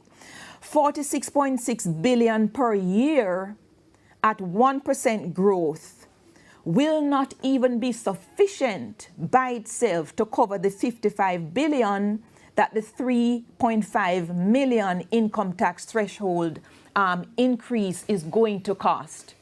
When you look at the pull from NHT to say you're not going to take the 11.4 billion from NHT, it means there's a bigger hole that is coming around. When you look at all of the other things that we are told will need to happen for the PNP, the worry I have is that I have not been told exactly how it's going to be done, and I'm told that there'll be no new taxes. If no new taxes, then you're going to be borrowing. If you borrow, what is it going to do to the nominal tax numbers that we have? So that is part of the issue that I am grappling with, Dr. Stokes, because I'm not coming from outer space. I live here, and these numbers matter. Yeah. So look, let's take it on the face, right? Mr. Robinson came back to the $360 billion, I believe, of spending. Now, 55 billion or 50 billion is a lot, is a big percentage. Yes. Well, first of all, let us be glad that he did not say that he would be reducing the debt payments. They're reducing either debt or capital. So let us be glad that he is not targeting the debt payments, loan payments, and capital. That's the first call on the budget, disaster. so that can't be. No, let's just leave that. Yeah. All right, and there's some rules around that.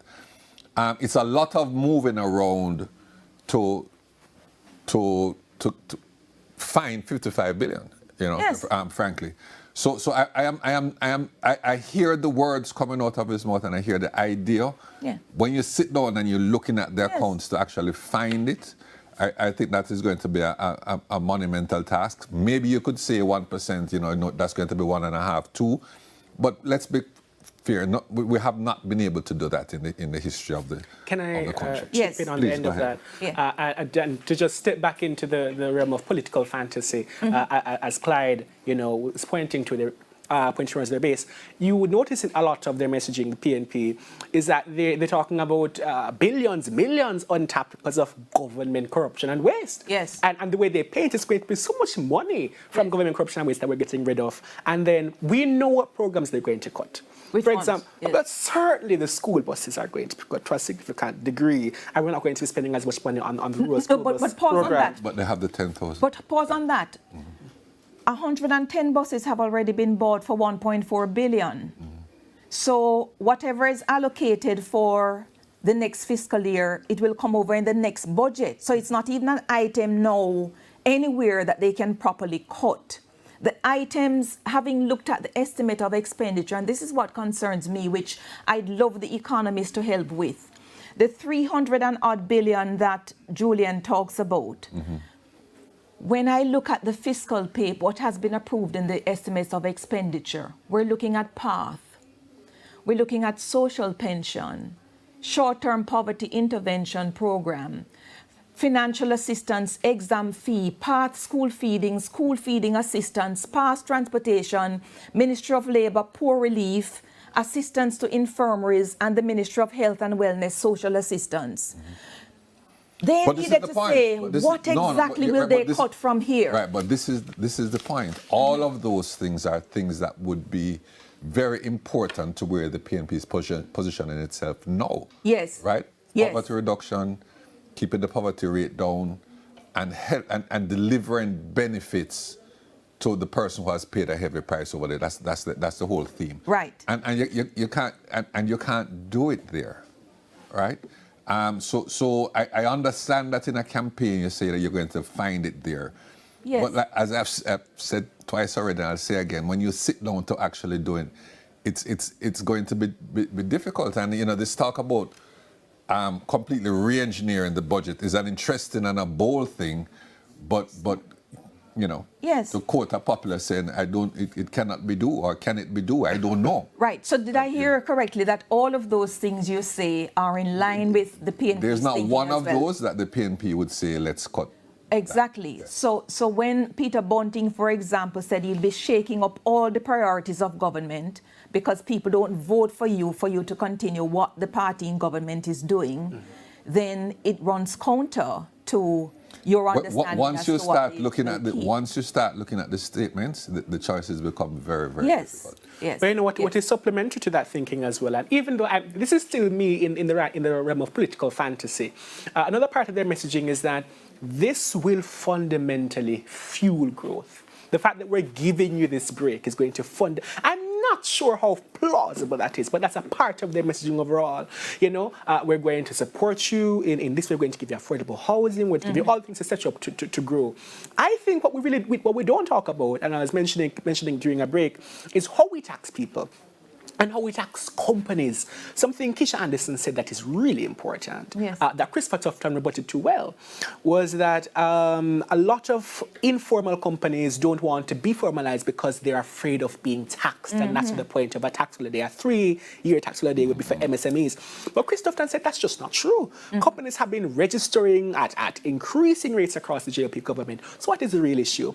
The companies we're not taxing at equitable rates are those companies that have their profit being moved outside of the country. And neither party has ever had the courage to talk about investing in industries that produce real growth for people. Right. The other question that came up, which we're going to just bring up on the screen for you, Al Edwards' question on the 15% reduction. He said by his estimation it will cost 135 billion. The first we're hearing a response from the finance minister on this. She said it will cost between 25 to 30 billion. Here is that particular response. I'm not sure where that number came from. Our number, based on the technocrats who did it, put it at between 25 to 30 billion dollars. That's our number. That is doable. We are the party that did the 1.5 in a responsible way. We are the party that moved the threshold from 1.5 to 1.7 to 1.8. Next year it'll be 1.9 and then 2.0.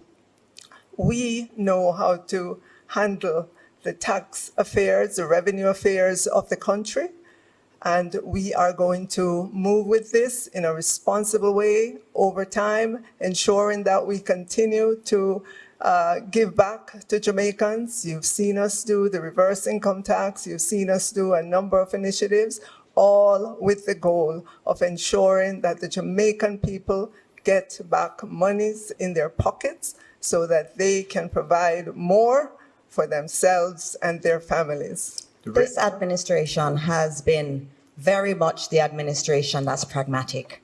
We have always said to Jamaica what can be done, and then we have done it. We did it with 1.5, and we're doing it again with 2.0, and also our other proposal in terms of 15% income tax. We never say what we cannot do, unlike Thank our you, Team opposition. JLP. Thank you, Team PNP. Your rebuttal. 45 seconds. I want to remind the country that the 1.5 that they boast about cost the country $31 billion in new taxes implemented by the Jamaica Labour Party. The Minister of Finance is saying her estimate is 25 to 30 billion. She's applying the same Pro Box maths that she said you can use $2,000 a month for buy a Pro Box. The most conservative estimate for their program to reduce the income tax rate is $68 billion. So where do you get your maths from? Tell the country, how will you finance it? Which programs will you cut? Where will the money come from? Thank you, Team PNP. That was certainly one of the best rebuttals for the night, the Pro Box math. And I think at this time, don't you think we should be hearing from the Fiscal Commissioner, Dr.? Yes, I'm I'm surprised that we have gone so far down without hearing from the Fiscal Commissioner. Maybe it's after the last weekend's announcements that it will be apropos to hear about that. But let me say that, and I'm not sure where the JLP is now, but the JLP with Dr. Nigel Clark as Minister of Finance, I can say with some confidence that the language that appears in the manifesto that speaks about reducing this thing over time, right? So not tomorrow morning, over time, and balancing the direct tax, which is the PAYE, with indirect taxes, which is the GCT, as I've been trying to bring up, gives them the elbow room to raise taxes while lowering this over there, to not rock the ship too much. No, that would be a Dr. Nigel Clark approach. You don't rock the ship. Balance. You give and you take, and you keep the thing steady. We'll see if this version of the Jamaica Labour Party sticks to that. But that sort of balancing and giving and taking without actually raising the number of the tax, right? The tax number, I think is responsible. But I come back to a point I think I mentioned before, is I know the importance of tax relief, income relief, but we have in Jamaica a growth problem. I think it was Al who brought up the 0.8%. Yes. And then after going on 10 years in office, Dr. Dana Morrison still talking about things that, well, why didn't you do it 5 years ago, right? And I can tell you the answer to that is hard. It's hard to get a middle income country to grow from 1% to 4 to 5 to 6 to move. Very, very few countries have done that. And on top of that, we had COVID. And on top of it, you have COVID. But everybody had something. I mean, Yes. But that is true. But my point is that each proposal, the 15% and the targets different things which are aligned to the philosophy of each party. The PNP is aligned to equity and help and giving back something to the middle class, to the working class. The JLP is in traditional markup, bring down the tax rate so people spend more money. They're going to bring down the corporate rate as well, and generate growth, which is their thing, as opposed to relief. And both are legitimate, and it just shows the difference between the parties. I'm back with Dr. McAlpin and Clyde Williams, which is part of the issue. Here we have Julian Robinson saying, you've projected 1% growth over the next 3 fiscal years, but we pledge to grow the economy to greater percentages than that. And on the other hand, we have Dr. Chris Stokes telling us in his analysis that the 3.5 threshold movement, which is being introduced, is really geared to giving more people more money, which is the base of the party, of the People's National Party. But the other policy, which is the reduction in the income tax rate, is more geared to generating growth. Isn't that part of the difficulty, that you can't really achieve growth if the policy that you're putting in place is not at its core going to drive growth to the level that you want? Dr. McAlpin. Part of it is, as I said in the opening remarks, is the question of sustainability, right? Yeah. Any large social welfare program will have recurring costs. And so it's not just simply a one-time cost. And so the numbers I saw indicate that both of these proposals are closer to each other. The average is between 37 and 70 billion for the JLP's proposal, and for the PNP between 60 and 80 billion. So for me, it's the question of where are you going to fund it? And if you're going to talk about high growth within the context of where we are today, what kind of growth are you talking about? Are you talking about the Southeast Asian tigers? Are you talking about doubling the current growth? What is the growth trajectory? Because it can't simply just be that you're going to grow the economy because it's stable and because you're now going to give people money to put in their pockets. That will become disposable income largely. So I don't anticipate that that is now going to be invested in such a way that will yield the kind of sustainability.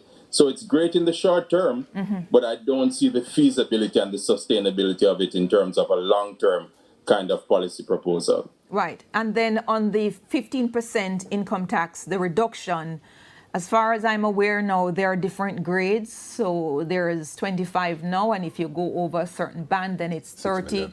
Over 6 million is 30%. So it's $6 million. But we haven't even heard the specifics about, what's going to happen with that grade. Does it remain, or will it be a one-off 15%? We still don't know that. We just keep hearing the phased approach. And I think parties hide behind these kinds of very opaque things. A phased approach, we're going to do it through growth. Because I think, and Clyde made the point earlier, the reality of it is that the bases are looking for talking points to say who won or who lost. And those, every poll I've seen indicates that those who consider debates before voting are less than 4%. Yeah. So part of the reality is that those who have decided to vote have already decided to vote. And this isn't what is going to convince them. It's the uncommitted and those who are going to be what I call same-day voters. Yes. The debate is a campaign platform. It's a campaign stop. And if anybody don't understand it, they don't understand political debates. It's a campaign stop. Robinson did say, so both of the big finance economic proposals have no details, so we can't assess them properly, both parties. Yes. Both the JLP tax and both the PNP's proposal and so on. So, but I don't expect to get that in a debate. It's 90 seconds to respond. It's talking points, campaign points. What I expect now is that we can drill down. Yes. In seminars, whatever you want, pressers. So I will be looking at, from the media's perspective, to have a presser to deal with those two things specifically. The proposal from the JLP for the overtime, and of course the overtime is not within any kind of years, as my friend Jermaine just said. It just says the long term, but long term is in finance term is not 3 and 5 years. So I wasn't really fully understanding it. So long term, take it outside of a 5 year, which is I think is a medium term kind of thing. Is that correct, Jermaine? 5 to 7 years becomes medium term. That's correct. So even the use of long term, it takes it out of this particular 5 year term that they have. So, but I didn't expect that, honestly. And as I said, I judge the debate primarily not on whether or not they're cogent arguments and so on, because the debate is not targeting us. The debate is targeting the base. So what happens tonight? You see, right now, Labour Rights happy, PNP happy, because none of them disgraced and discredited themselves. So both of them performed well for their base. Because if you don't perform well for your base, it's a little deflating. People are wondering if them come work hard on election day. Right. Them are wondering if, what about the uncommitted then, Clyde? Where does the uncommitted fall after tonight? I don't think, all right, so there's two kind of uncommitted. There's the uncommitted. They're not uncommitted to a party, but they're not sure if they're going to go vote this time, right? And then there's the uncommitted who really don't know who they should vote for. Right. A little confused. So I think tonight, both sides, they're uncommitted people who are Labour Rights and comrades, who are wondering if them to go vote. I think tonight is going to cause them to call one another and say, boy, you're Julian, you're Dana, you're what I say.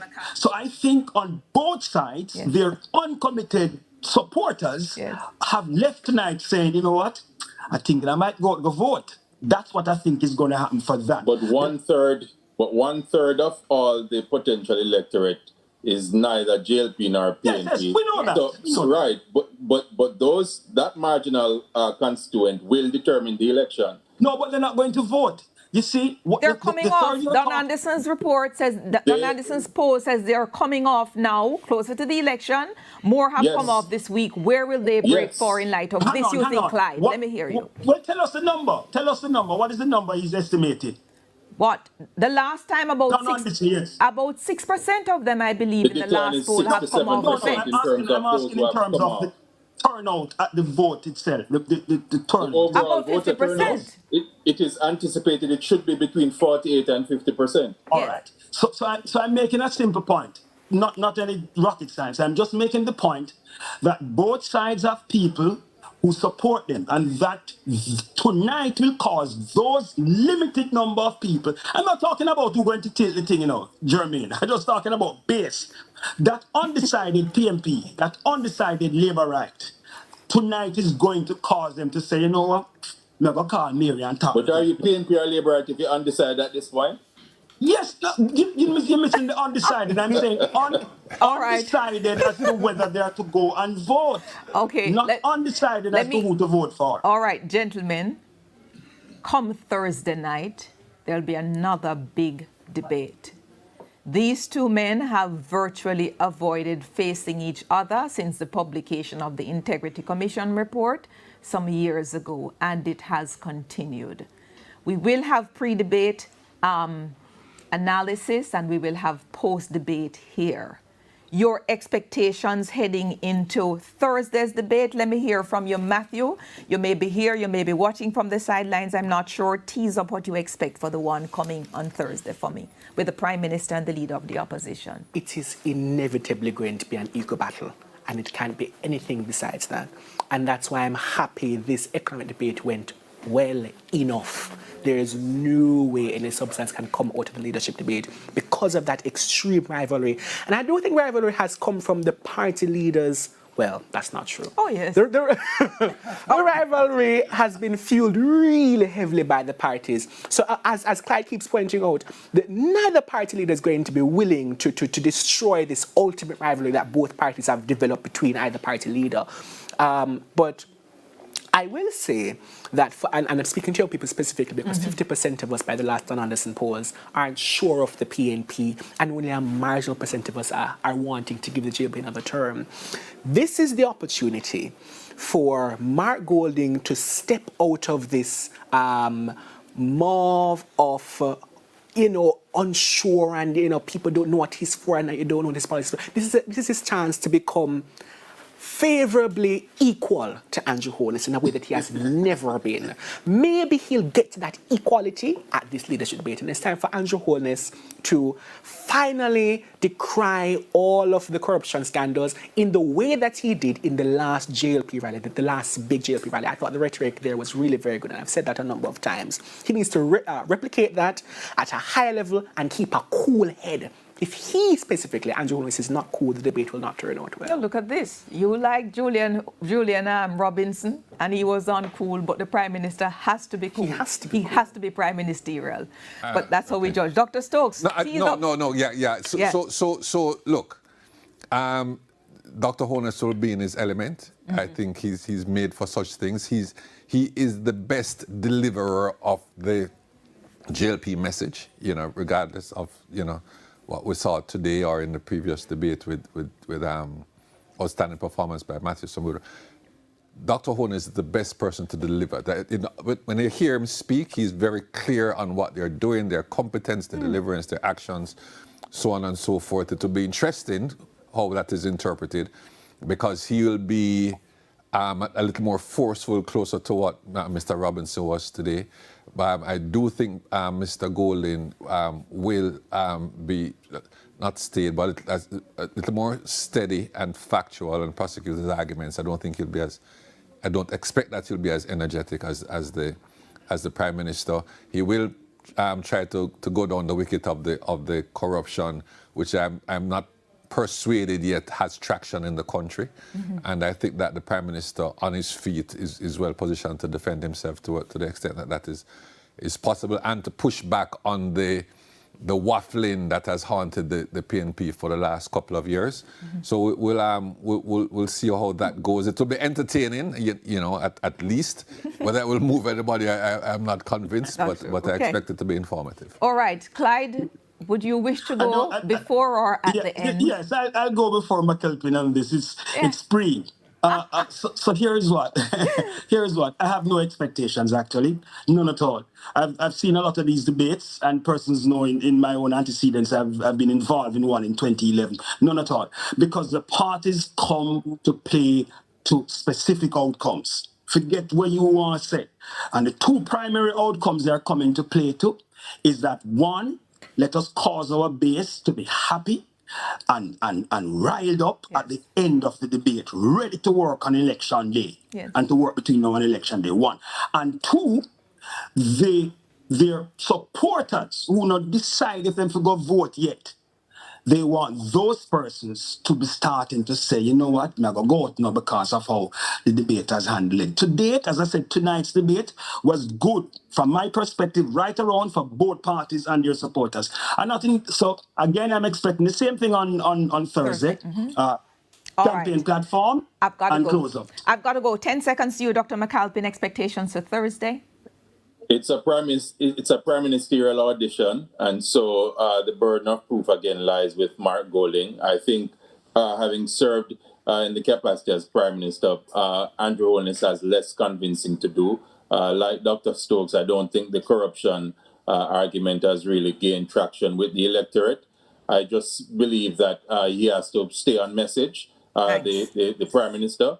And I think that's the best that he can do. Play it safe rather than trying to hit any 6 or any 4. Thank you. Just hit a 1 and run between the crease. Depends how many runs you have to make, how many balls left to be bowled. But thank you. It's about 8 days before the election. Join us again on Thursday for pre-debate analysis, post-debate analysis, when we will join the Jamaica Debates Commission for the face-off between Andrew Holness and Mark Golding. Have yourselves a good evening, everybody. I'm Emily Shields.